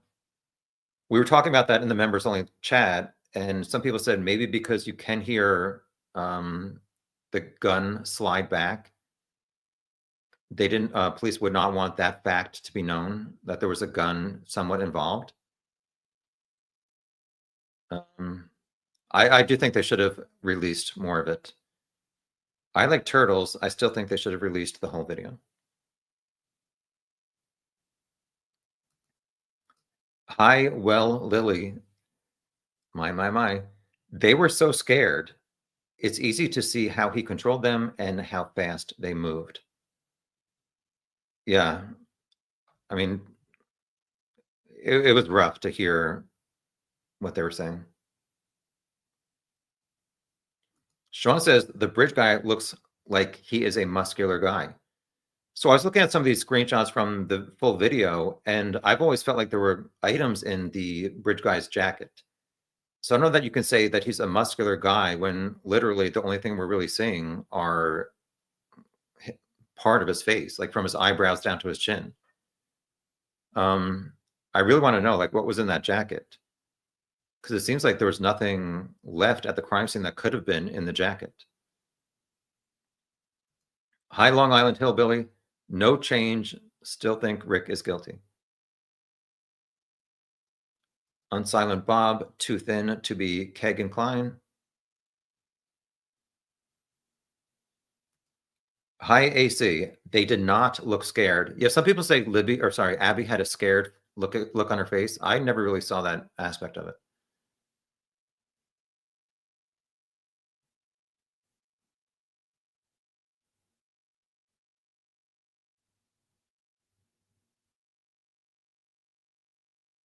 She Elf apparently did feel like Abby looked scared, but she's also trying to navigate the railroad ties.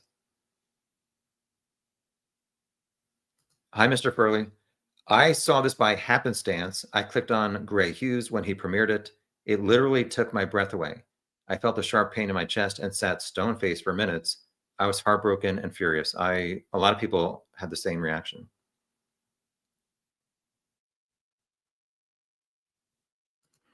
Anne says the video was really enlightening. Totally, finally got the sense of what went down.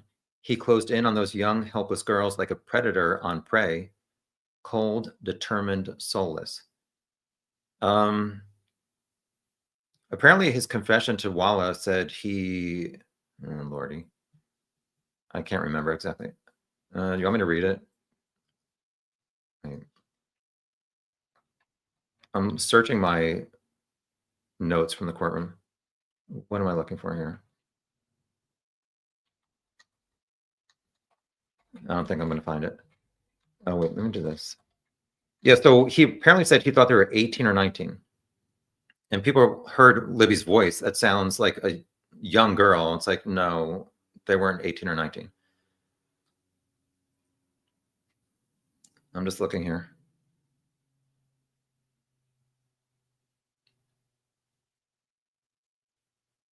I'm not going to be able to find it. Sorry.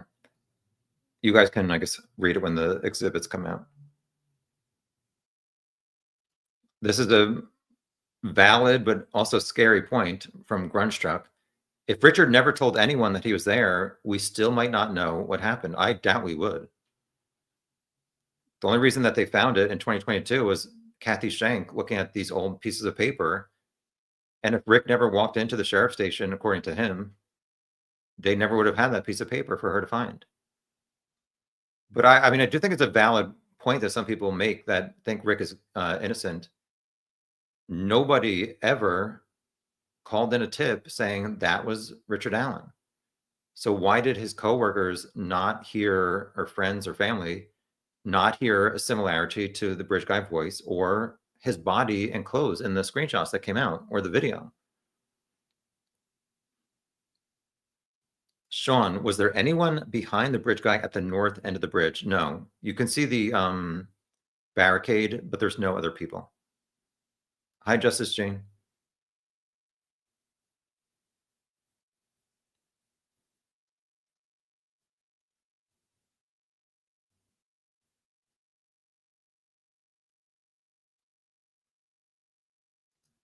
Anna says, but the truth about the video is that it was not good enough evidence for law enforcement, FBI, or locals in the tiny town of Delphi to point to the local CVS manager.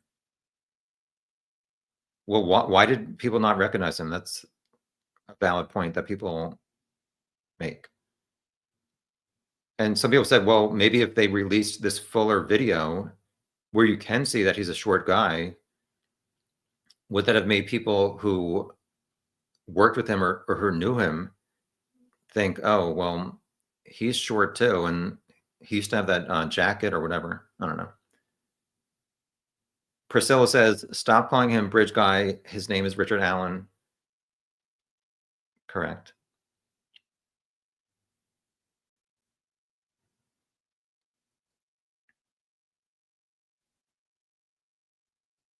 Hi, Teresa the Troll. Do you think the video looked like it was photoshopped? It has the look to me, especially when you look at bridge guy. I do not think it does. I watched it a bunch of times. People talked about the Snapchat photos, and those had a filter on them, like Abby on the bridge. So I could understand that maybe somebody thinking that was photoshopped because it did have a filter from Snapchat. The video, I did not see anything in it that seemed altered to me.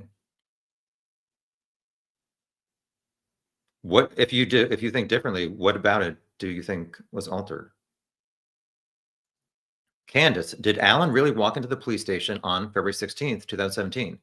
I thought he called. If he walked in, there is video. They lose video, unfortunately. That's not funny, sorry. I'm gonna look at my notes here. I believe I wrote sheriff station from the trial. Mm.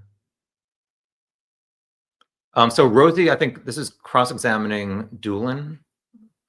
I mean, yeah, Dan Doolin. So Rosie says to Doolin, Richard Allen contacted law enforcement in 2017 to cooperate. Yes. Did Richard Allen call? Doolin, not sure how the tip was received. Doolin thought it said email, but not sure if it was emailed from a person Richard Allen talked to on the phone. I wrote here, wait. I'm trying to think. I don't have time to look it up, but I'm almost certain in the October 13th interview, Mullen asked Rick about why he went to the police, and he said, my wife said what happened to the girls and that I should tell police. So I went to the sheriff's station. It might turn out that I'm wrong, but my recollection is Rick said on October 13th, he went to the sheriff's station, gave his information. So that's that. Yeah, so February 15th, the night before, is when the screenshot of Bridge Guy was released online. And some people say, well, if he's innocent, why would he go to the police? And if he's guilty, why would he go to the police? But maybe he did not know that Libby filmed him and he thought he needed to get ahead of it to be like, oh, that's just me on the trail or on the bridge. And I have a good reason why I'm on that video. Not sure.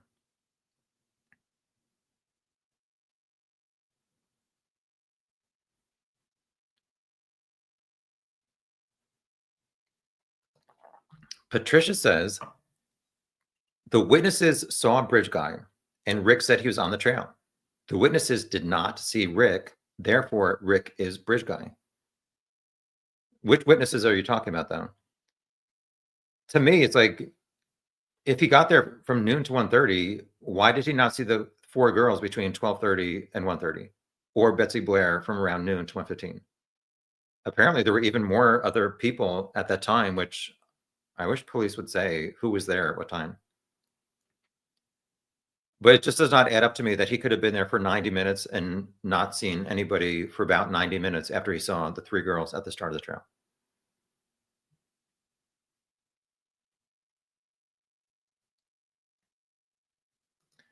Unsilent Bob says Rick did not meet at the police station. He declined an invite to meet there and instead wanted to meet at a local parking lot. So that's when there's two different things. From October 13th, Rick said he went to the sheriff's station on February 16th.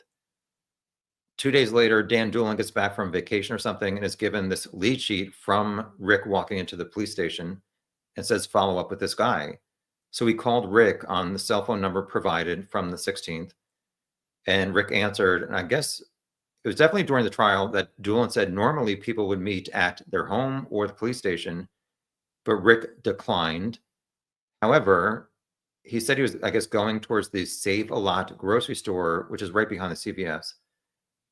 So I don't know that that's necessarily suspicious. That, I mean, he could have been driving to the grocery store and said, I'll just meet you there. So I don't think that that's massively suspicious.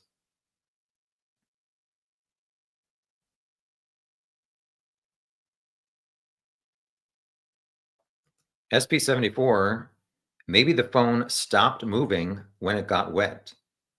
So 2:32 is when they crossed the creek. I'm not sure. Cranky Babushka, was her phone shut off or did it run out of battery? It ran out of battery eventually. It was never shut off. Which I don't know why Baldwin says they were taken in a car, yet her phone stopped moving from north of the creek at 2:32. So where do they get to a car once they go down the hill? Did somebody throw her phone across the creek at 2:32?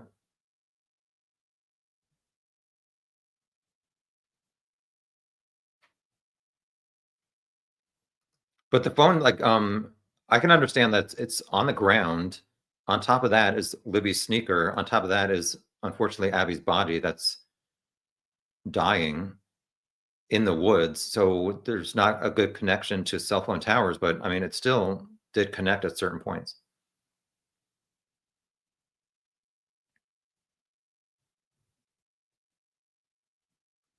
Bell Mayhem. I just still don't understand thinking that Rick Allen needed to show or prove where he was, and because he did not, that makes him guilty. No, the prosecution needed to prove it was Rick. And they did, according to 12 people on the jury.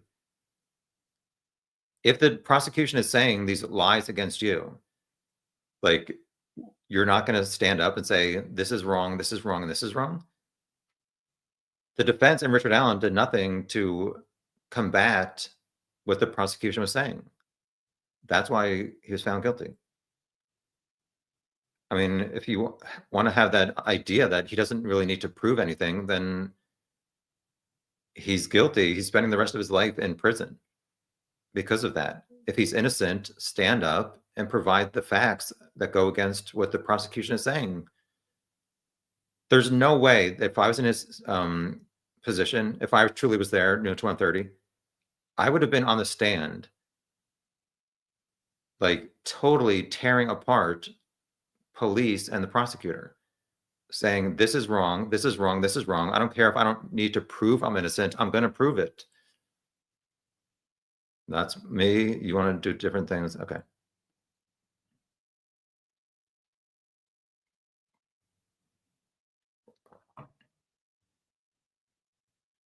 AC says the video causes reasonable doubt. The state should have calculated the height of bridge guy because Rick's height is very distinctive. So you think the man on this full video appears to be tall to you? Abby was 5'4". Richard Allen's height range has ranged from 5'4" to 5'6". Ron Logan was, I think, 6 foot or six, I think it's 6 foot. What is the doubt that you're getting from looking at this video? Unsilent Bob, Rick convicted himself. He said he was there at the time the girls disappeared. He admitted he was wearing what Bridge Guy was wearing, etc. I do have to say, though, during the October 13th interview, Rick really does not come out and say, yes, I definitely was wearing a dark blue jacket. At some point, he says, I had a black one. So you guys can watch that when it comes out. I just really want to know from his wife or people who knew him or photos from his past. Did he have like these faded jeans? Did he have some boots that could have matched Bridge Guys? Did he? We know he had a dark blue jacket because his wife videotaped him in the parking lot where she sneaks up on him. But you can't really see the material of that blue jacket. Like I said before in my summaries, what happened to the green skull cap that he was photographed wearing? I don't know. Was he truly wearing it the day of the murders and it got blood on it or something? CJK, the prosecution proved it and the jury convicted the killer. Boom, boom. Hi, Lily Pauly from England.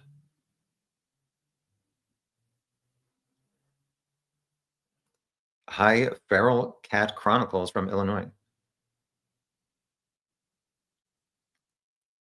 Hi, Julianne. To go along with how he said van and not simply a vehicle, he said a box cutter. When girls are murdered with a sharp object, you're going to say knife, not box cutter. I have some issues with the box cutter thing. So yeah, he apparently said, I think he said that to, let me search my document here real quick.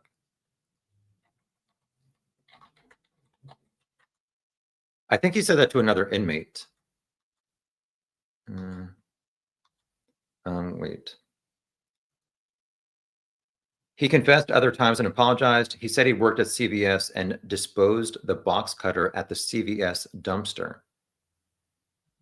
So during the trial, Dr. Kohr, Kohr, testified that he is the guy who did the autopsies.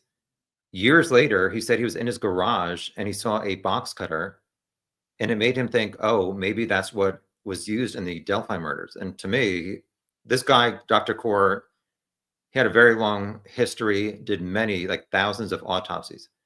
I'm not saying he's like untrustworthy, but it just seems weird to me. I think he did, in an article, said he did 6,000 autopsies. So why does, like, years later, he sees a box cutter in his garage and thinks of Libby and Abby's wounds and thinks, oh, it could have been a box cutter? It was kind of weird to me. I'm not saying he was lying on the stand, but it was just kind of weird. How am I relating that to you saying he said a box cutter? Well, I don't know that we know for sure that a box cutter did inflict the wounds.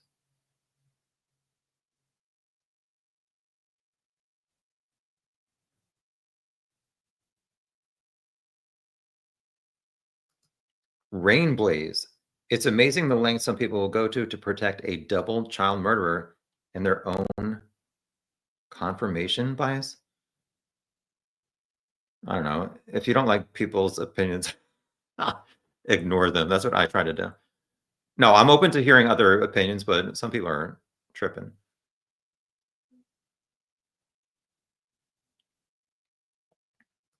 Anna says the problem with this case is that every bit of evidence can be judged 2 or more different ways.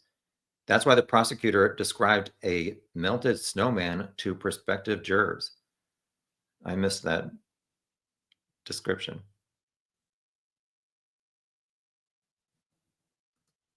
Long Island Hillbilly. We're now only to believe Reese Davis and Baldwin. Well, their facts aren't adding up to the crime scene, so I'm not believing them.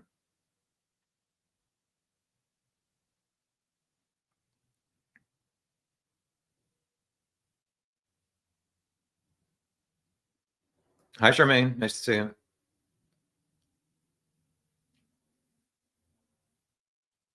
Unsilent Bob.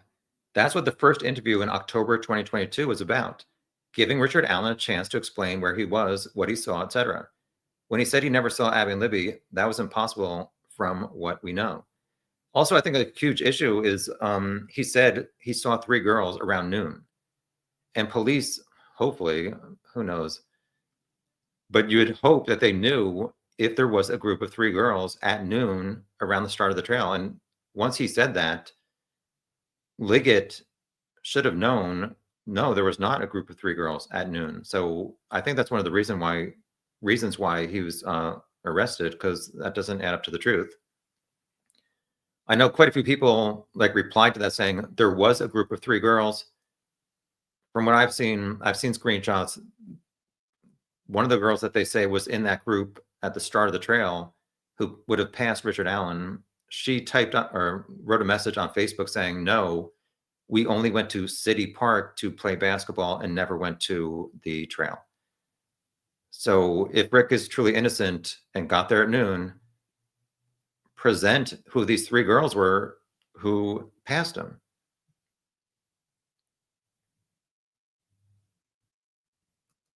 Patricia says, how many times do folks need him to confess before they believe him? 60. You got it. For freak's sake. Yeah, when you guys hear these confession phone calls to his wife and mom, you can make up your own decision, but to me, he sounded totally honest, totally sane. Like he was trying to tell the truth, and they just kept rejecting him. It's pretty frustrating hearing them say, stop talking, stop talking.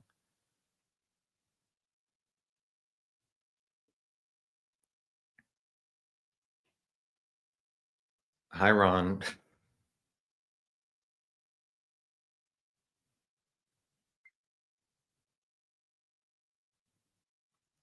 Sienna Tittlegoose. Wasn't it Tittlesworth or something? Anyway, the Odin thing was like something from Law and Order, all sensationalism. Well, to be fair to the defense, it came from law enforcement, Click, Ferenczi, and Murphy. However, Click and Murphy said they could not find any evidence to place these guys at the crime scene. But I guess Click said it was sensationalism on behalf of the defense based on their investigation. We're at an hour and 32 minutes. I'll probably go another half hour. I am only 40 minutes behind comments.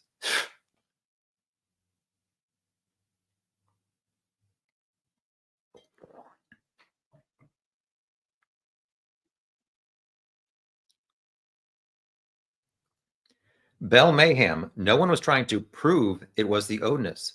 They should have been able to put forth better suspects with a lot more circumstantial evidence than they had against Rick. Well, if I'm on the jury, what are you presenting to me to show that an Odinist could have done this and was Bridge Guy and not Richard Allen? The defense totally failed to do that for me. And yes, I'm acting like I'm a member of the jury. I've listened to all this evidence that's been presented at the trial and also in the defense legal filings. They've, like I just said, Click and Murphy said they had nothing to put these guys at the crime scene. And also at the same time, Richard Allen is the one on trial. How are you going to take my attention as a member of the jury away from, oh yeah, that's kind of suspicious that this guy didn't see all these people on the trail when he should have? How are you taking my attention away from that as a member of the jury? What facts are you going to present to me? If you want me to change my mind from guilty to not guilty as an attorney for the defense, you're going to have to present something.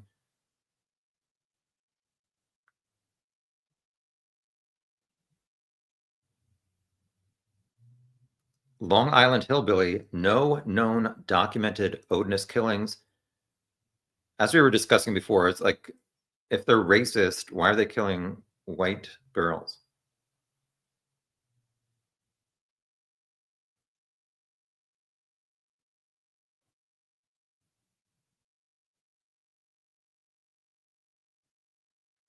Hi, Matlock. Betsy Blair's sighting of Bridge Guy's face on the bridge is likely motive for Rick coming forward to law enforcement, quote unquote, looking at fish from the bridge.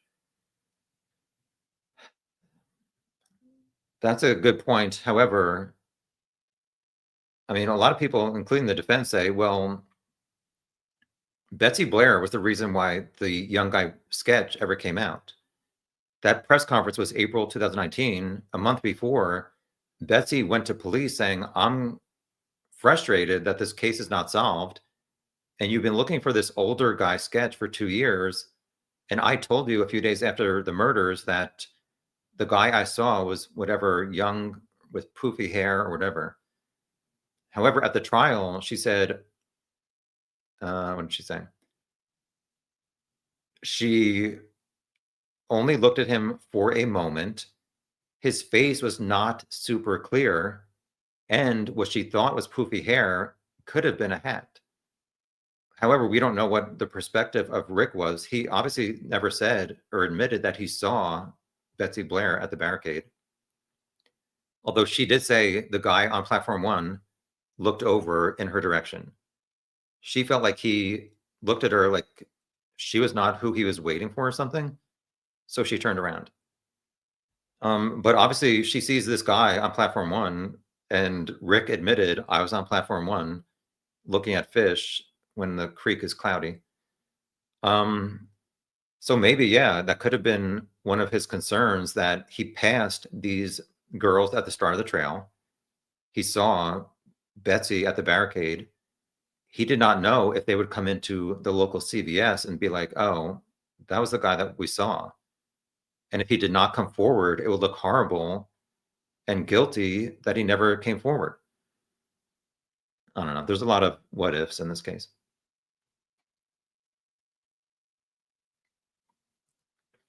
Patricia says geofencing is becoming essential to crime solving. However, most of that information, I think, comes from Google information. And within the past 6 months or so, Google said they're not giving police access to this information anymore for geofencing. So that's not good for solving crimes. Anna says the problem with the confessions is we'll never know if Walla fed him information, etc.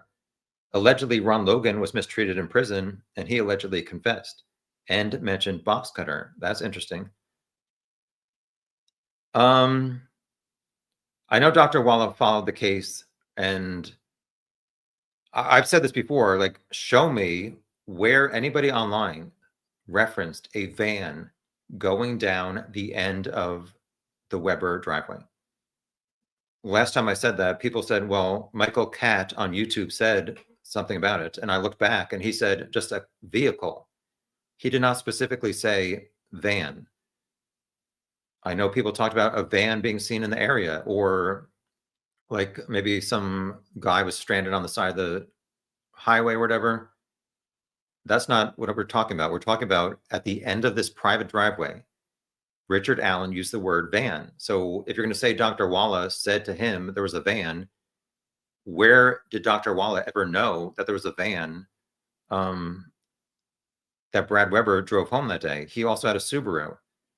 And Brian Harshman on the stand said there was no reference to a van in the discovery that Rick was given while he was in Westville. As somebody else said, it's like all this other stuff just combined, it adds up to being Rick.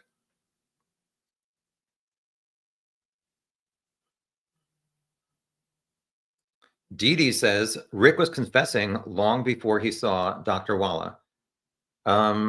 Actually, that's not true, because he started seeing Dr. Walla, I think, in November or December of 2022, right after he got sent to Westville.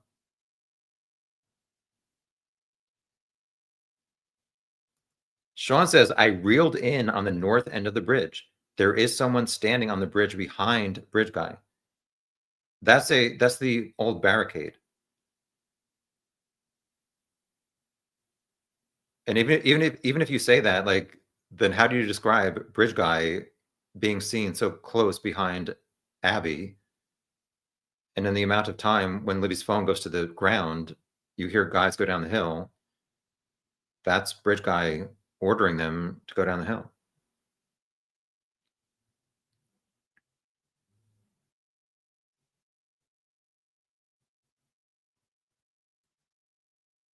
Ann said, did bridge guy commit crimes? Yes, per video. Is Rick bridge guy? Yes, per self-locating at scene, plus the bullet at the scene matched with his weapon, plus disclosing crime scene details previously unknown to law enforcement, plus his car equals timeline match. We'll have to wait and see what this 127. It's not. We're not going to see the video. What's going to be released is 9 screenshots because the car is seen for 9 seconds. The jury cannot go take a video to the jury deliberation room. So Steve Mullen printed out 1 screenshot for every second the car was on the Hoosier Horror Star camera.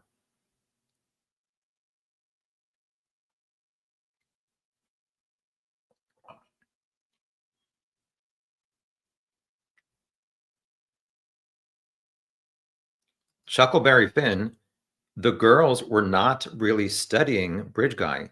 They were dealing with the bridge. But it definitely seemed to me like Libby was concerned. That's why I think she pushed record on her phone. And you first see her, like you see mostly Abby walking, but then Libby turns to the right to get a better view of this man approaching. So I think she was definitely scared of what was about to happen or what could happen.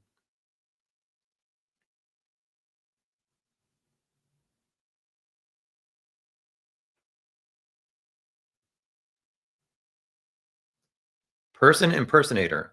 Due to circumstantial evidence, I can believe Richard Allen is guilty. But if anything new came up, I'd consider its impact on the case. I have an open mind also.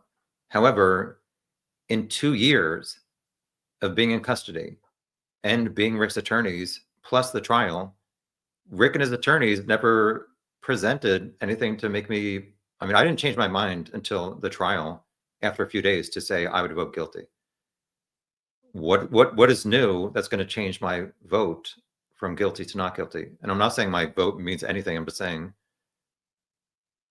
we've heard all these facts. What else is missing that's going to show Rick is not guilty? Hi, Cindy.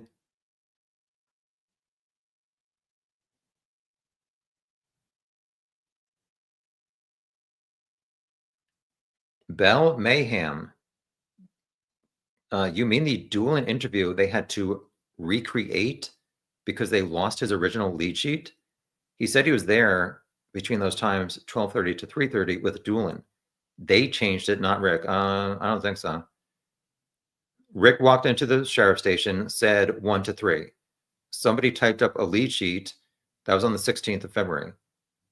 Doolin, like I said, he was on vacation, I think, until the 16th and 17th. He goes to the headquarters on the 18th in the morning and is given this lead sheet that says Rick said he was there 1 to 3. Doolin calls him, meets him at the grocery store lot, asks him again, when were you there? He said 1:30 to 3:30, and Doolin testified he noted it was different than what was on the lead sheet. Then Doolin said he went to the fire station parking lot and typed up the notes that he took at the grocery store. And I guess he then had a printer maybe in his car, and then he turned it in. But like, why does his Doolin's sheet say potential follow-up is who were the 3 girls near Freedom Bridge?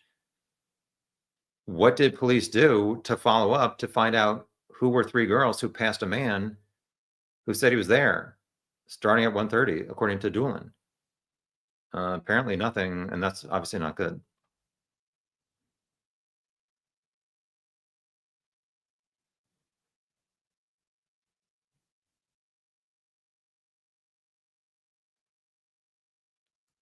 AC says all the defense has to prove is reasonable doubt, and they did. Well, they didn't do it to the 12 people sitting in the jury box. Or to me. Again, not that I matter, but AC, how do you explain how Richard Allen said he was there noon to 1:30, yet never saw the 4 girls who were there at least 12:30 to 1:30? Never saw Betsy Blair, who was there 12:02 to 1:15. How do you answer that? They passed all 6 benches multiple times. How do you explain Betsy Blair not seeing Rick's car at 1:15 when she saw a car at CPS at 2:15 driving in the same direction?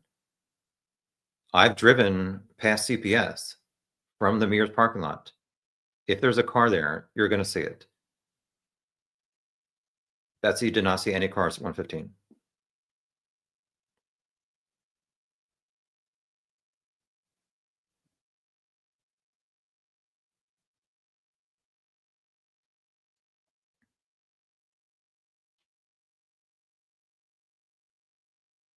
Looking for some comments we have not discussed. We're at an hour and 45 minutes, maybe another 15. Yeah, so there's no timeline that when these exhibits are going to start coming out to be public.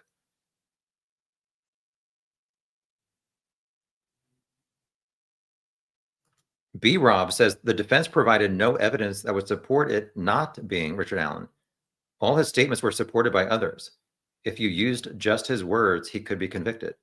He was the best witness for the state.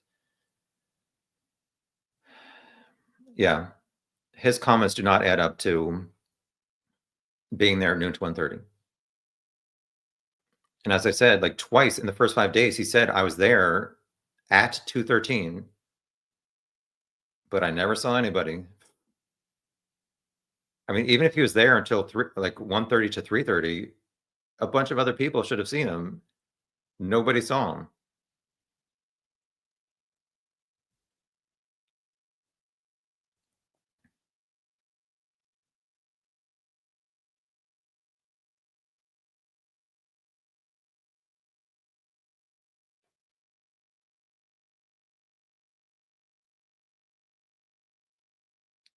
Sorry, I'm just looking for comments.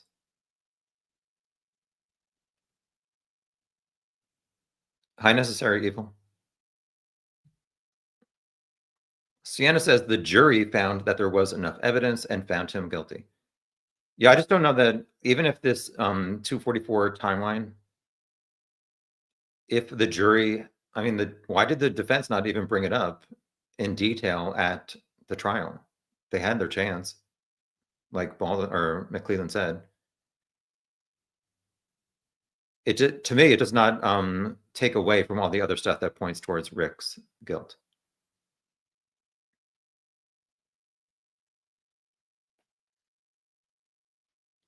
Anne said Rick's only alibi was I was there, but I didn't do it, except for the bullet match, car match, similarity to witness descriptions, etc. Kind of weak. Well, I don't know that that's all correct. And the bullet science, to me, it is unreliable. Although I do find it very suspicious that the type of round found next to Libby's foot was Winchester. At Rick's home, he has a keepsake box next to his bed.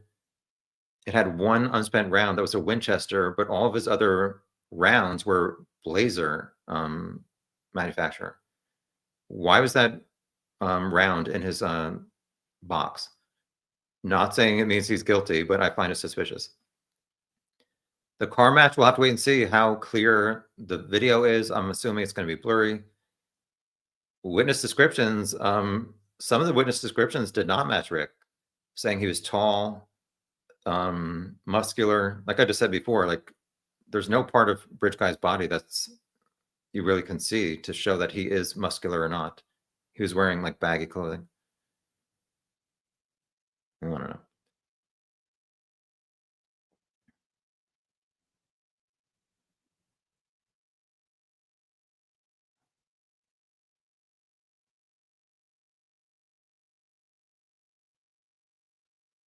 Yeah, and this is another thing.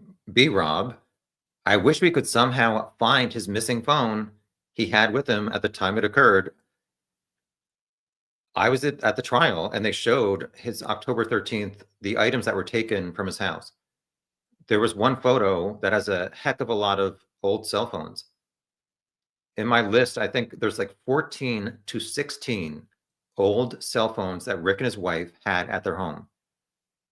The phone he had in 2017 on February 13th, nobody knows where it is. You'll see him say on October 13th interrogation, my wife may have recycled it. I'll have to ask her. Like, what did he and his wife and the defense team do to find this missing phone?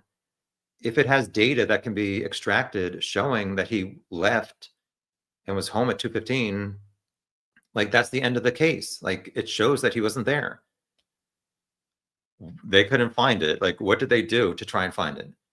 If you're Richard Allen and you know you're innocent, how adamant are you saying to your wife immediately when you get home, we need to find that phone?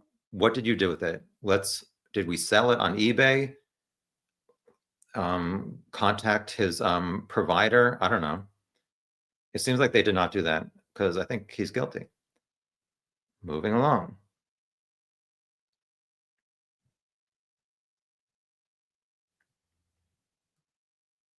Bell Mayhem, you think it's okay to find someone guilty because you may have worn similar clothes? No, that's just part of the reason. I mean, there's these other things that also point towards it. And as I've said before, Rick seemed to have been saying he never really confirmed on October 13th that he truly was just wearing a dark blue jacket. He was referencing his black jacket, which if you've seen some of my videos, he had like this black, I don't know if this is the one he was referring to, but it has like a small red stripe on the side, I think. And it looks totally different from a dark blue jacket. While I'm on that thought, at the trial, they also did show a photo or two of this blue jacket. And his wife at some point said he did have a Carhartt jacket, which I think most of those are like a heavier material where you could not see, not see an item stuffed in the jacket or the pocket, which I think you can see like an outline in Bridge Guy's coat. So I'd like to know more about this blue coat. I didn't really get a good chance to see the material when they flashed it on the screen. So that is something else I'd like to see, but also know from his wife, did he have a darker blue jacket that was a lighter material that could possibly have an outline of an object in the front pocket? I don't know. Thank you again, B. Rob. I appreciate it. Wish had FBI analyzed voice from Bridge and Richard Allen, Kagan, Ron, Brad, whoever that is, Snoopy, and especially that dang Kathy Shank. Maybe she found Rick to divert attention from herself. She's even shorter than Rick. Anyway, she's a nice person. Okay, where are we here?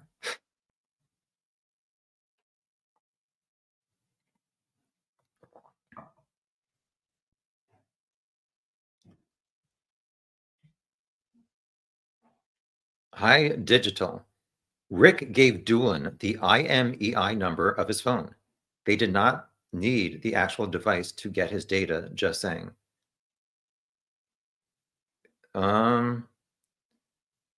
I'd like to know like all the phone data that was collected about Rick and also everybody at the crime scene area or the trail. Why did Liggett say there was no record of Rick being on the phone at the trail? And I'd also like to know, when did he change that phone? His provider was Ting, Ting. Also, my brain has all these different facts. It's been said that he went to some kind of rehab at some point or a mental institution in 2019. Was it after the April 2019 press conference? Maybe it was, maybe it was not. That's not been revealed yet.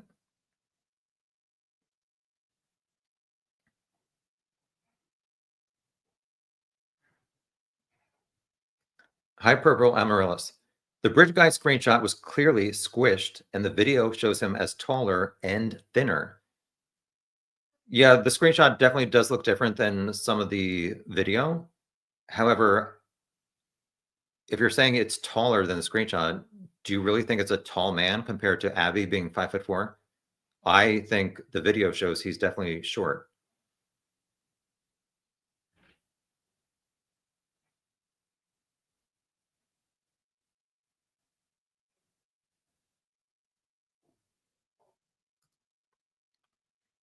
Anne says, I agreed with you, Tom, about his original intent being only a sexual assault fantasy fulfillment. But then seeing the whole video, he went to execute cold-blooded murder, period. Why? Stone cold psychopath, question mark. I just don't understand how he thought this could lead to a fantasy coming true without killing them. This town and this area is so remote. Like you drive on Hoosier Heartland Highway and there's like only fields. It's like that's why they say it was probably a local who did this, and obviously they seem to be right.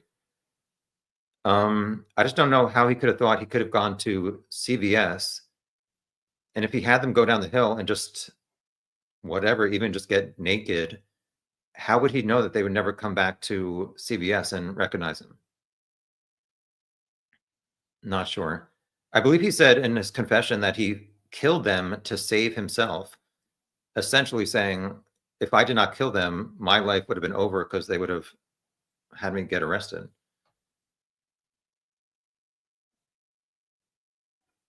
Jenna says, do I not understand the layout? Because couldn't they just run to cemetery or cul-de-sac area?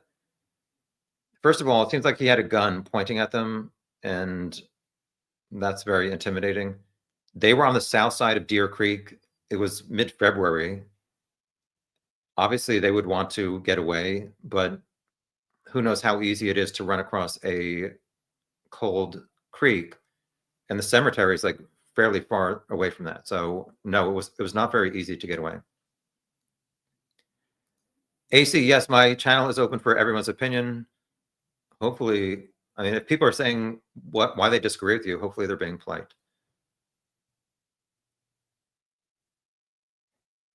Digital said, Rick left before Abby and Libby got there, in my opinion. Well, how do you answer my questions? How he said he was there noon to 1:30, but never saw the four girls who were there at least 12:30 or at least 12:28 to after 1:30. And Betsy Blair was walking all over the trail from 12:02 to 1:15.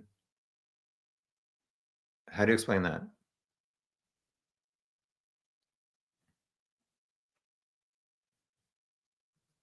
Hi, AT. Hope you're well. We're at 1:57, an hour and 57. I'll do 5 more comments.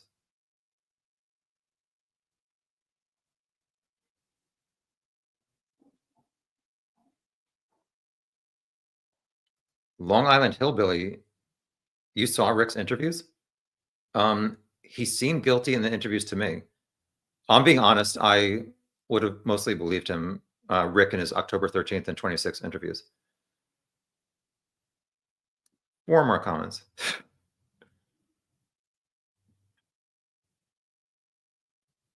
Hi, AC. Thank you. I'm sorry if like people are pushing back on you, but yes, all opinions are welcome here. How is Abby so clean? I don't understand this. I'm not going to lie. Apparently, she's found something like this on her back with a phone and a shoe under her back. How does one man, like I'm turning it to Andrew Baldwin in the Frank's memo, how does one man, even with a gun, like cut 2 different girls' throats? I don't know. Did he have one of them turn around? I mean, does he point a gun at somebody and turn around? But how does he like do like as you say, Abby's hands were they had no blood on them. However, it was mentioned at the trial, Abby's clothes were not put on her body after she was wounded because they would have shown like streaks on the clothes and those were not found. So it seems like Abby was cut where she was found. So how are her hands found like this? And I just don't understand. I mean, that's a valid question, but however, I don't think it proves that there had to have been more than one person or that Richard Allen could not have somehow done it.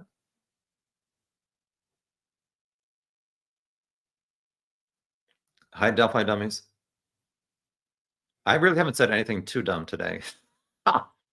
Don't waste your time watching 2 hours. I'm sure some people would disagree with that. Everything I say is dumb. All right, we're down to the final 4 or 3. I can't even count. That's pretty dumb. Oh. Okay, what are we doing here? How far behind am I? I'm like 50 minutes behind. Oh, sorry for everybody who I missed your comments. I try to highlight a wide variety.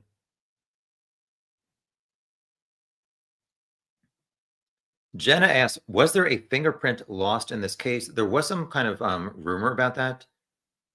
I don't think it came up at the trial that it was true.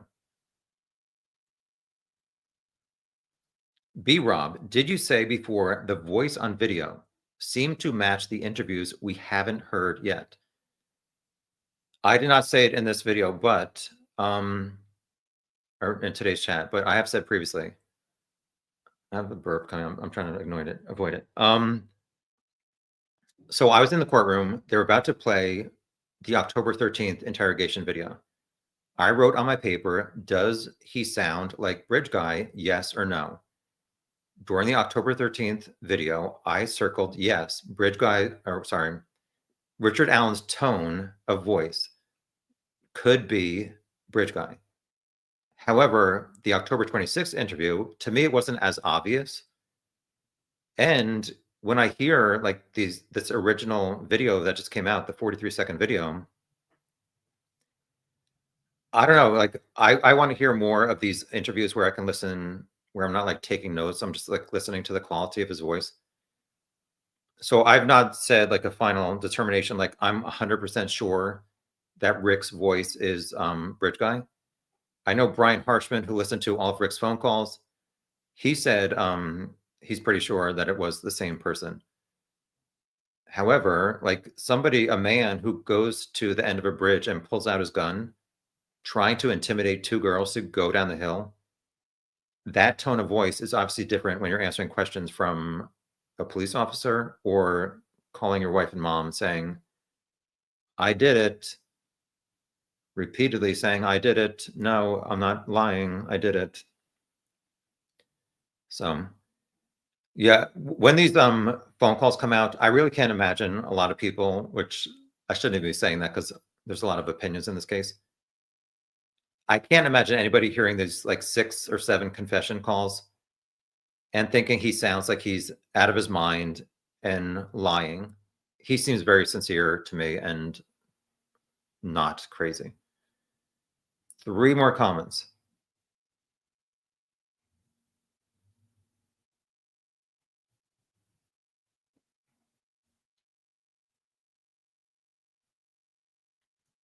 Hi, Noel. Had Richard or his wife Kathy told people he was there, someone would have called him in. But it's funny, both of them kept it a tight-lipped secret. I bet they told no one. Question is, why would Kathy tell no one? Well, on Facebook, I don't want to say this person's name, but apparently some guy he went to, like, I guess the local bar or would play pool with around February 15th when the screenshot came out. This friend from the bar said that guy came forward. So did Richard Allen tell people that he was on the trail that day other than his wife? Because one of the things that, I mean, if I was there, truly 12 to 1:30, or if you were there, and you find out that these 2 kids got murdered on the same trail and the same bridge you were standing on at whatever 12:30, are you not telling your family, your coworkers, your friends, I was there. It was freaky. I'm scared. I did not see this guy. I did not see the girls. Like, how much was Richard Allen telling that to other people? I'm not saying that he makes him guilty if he was not, but it is suspicious if he was not telling a lot of people that he was there. Uh,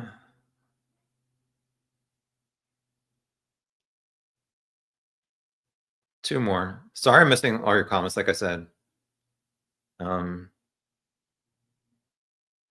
me look for some topics we did not discuss. Hide this account.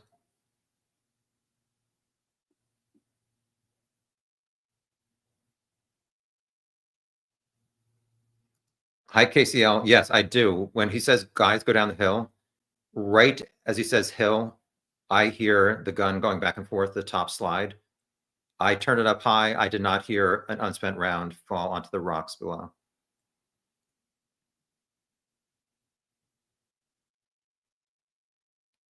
Hi, Richard. Richard said video guy is very short. Some people are saying no. In my opinion, he is short.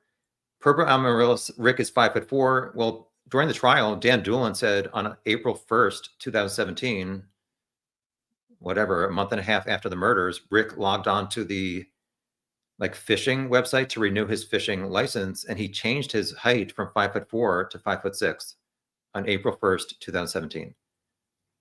Not saying it's guilty or he's trying to seem taller, but that was something that was brought up at the trial. A few more comments. Hi, Frank Meister.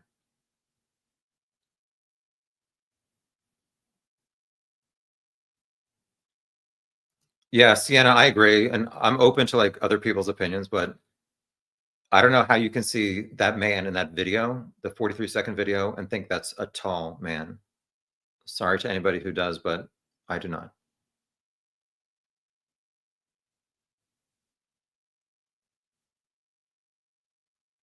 Hi, Venus Gal. He is guilty. He is convicted.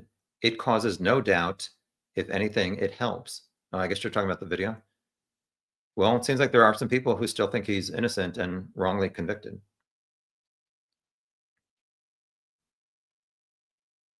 Yeah, this was a kind of weird thing, which you guys will see in the October, I think it was October 13th interview. Deanna says, when asked if the picture was him, his response was, if the girls took the picture, then no, let me look real quick at my notes. We're going late here. Hello. Okay.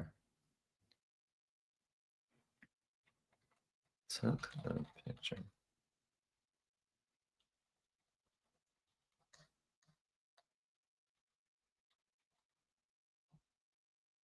Sorry, I'm searching my notes from the trial. I don't think I can find it, sorry. Yeah, hopefully these videos will come out soon so you guys can do your own analysis. Ice K Old. Why isn't all the evidence being released? Police said they had a long recording of Alan's voice. They did? This was the 43-second bridge guy video that got leaked this past week. I'm not sure, because the only thing that's on this video is guys go down the hill from the man on the bridge. How many more comments do I have to do?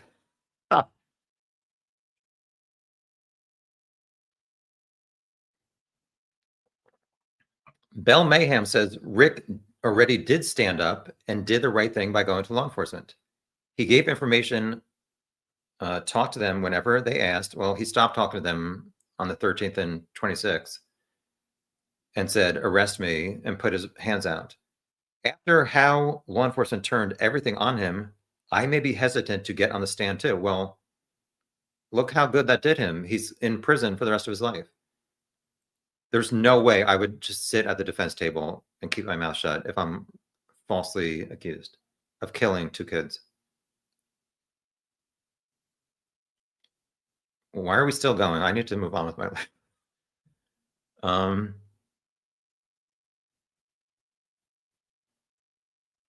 AC talks about her reasonable doubt. In my opinion, the jury reached its decision. The jury reached its decision based on the video.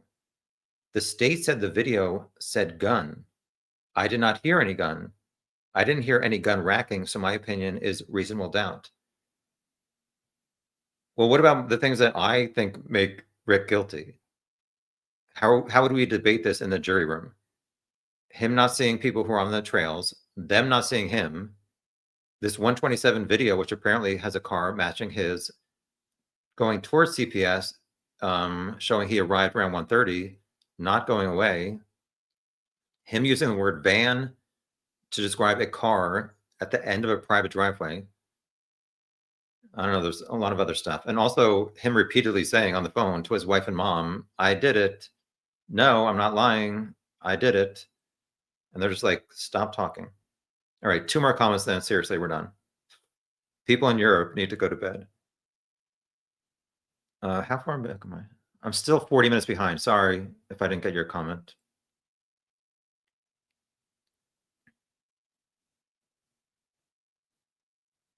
High Sleuth Intuition. There was a van discussed, just not on the private drive.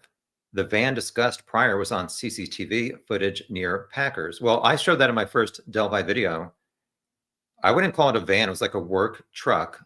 So the Packers was, they were building, Packers is a like food processing plant or something like that. They were building a building in the back of their property, and they had a webcam to track the progress of that building. From like approximately 1:30 to 3:30, there's a white truck on this road that goes to the Weber driveway, but it's facing away from the Weber's driveway, and it's not close at all. But to me, it's like, how do you go from that reference or any other van? And Richard Allen says, oh, I saw a van at the end of this very private driveway. Even Dr. Walla, I don't think she could have like fed him that information. So yeah, that's that. Are we down to the final comment yet?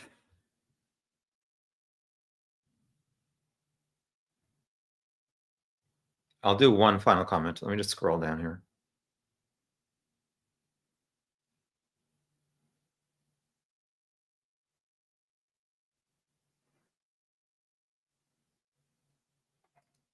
Hi, Ice K Cold, or whatever, Ice Cold, sorry. Ah, at least I solved how to properly pronounce your screen name. Ice Cold, duh, sorry. Your hour video, my guilty one. Yeah, my hour video, just watch the last like 30 seconds.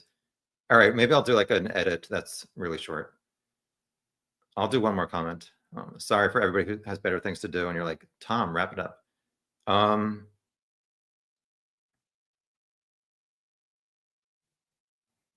right, seriously, this is the very last one. V, hello. You said before that Abby was not in Libby's clothes. Aside from the swim shirt, I believe the top clothes were her own, but what about the jeans? They found Abby's in the creek. Whose did she have on? Hello. Whose did she had on? So I remember this from I did not watch the crime scene photos, but when they were talking about what they found in the creek, in Deer Creek, I did look up from my notepad. And I remember Abby's jeans were found in Deer Creek. They were inside out, which you can theorize how that happened. My recollection, as always, it might not be true.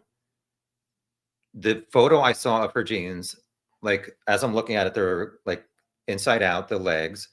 And on the left-hand side, maybe above the knee, was maybe like her pink underwear. So she was found in Libby's jeans, but she was wearing 2 bras, which I think were both her own. They were both size 34. The pink shirt, I forget where the gray sweatshirt was found. But on top of that, she had Libby's black shirt. I don't know how this all played out. Were they truly on the south side of the creek, and they were both mostly, at least from the waist down, naked? And Richard Allen said, Abby, put on your shoes, and maybe, yeah, I think Abby's socks were not even on, but her shoes were on.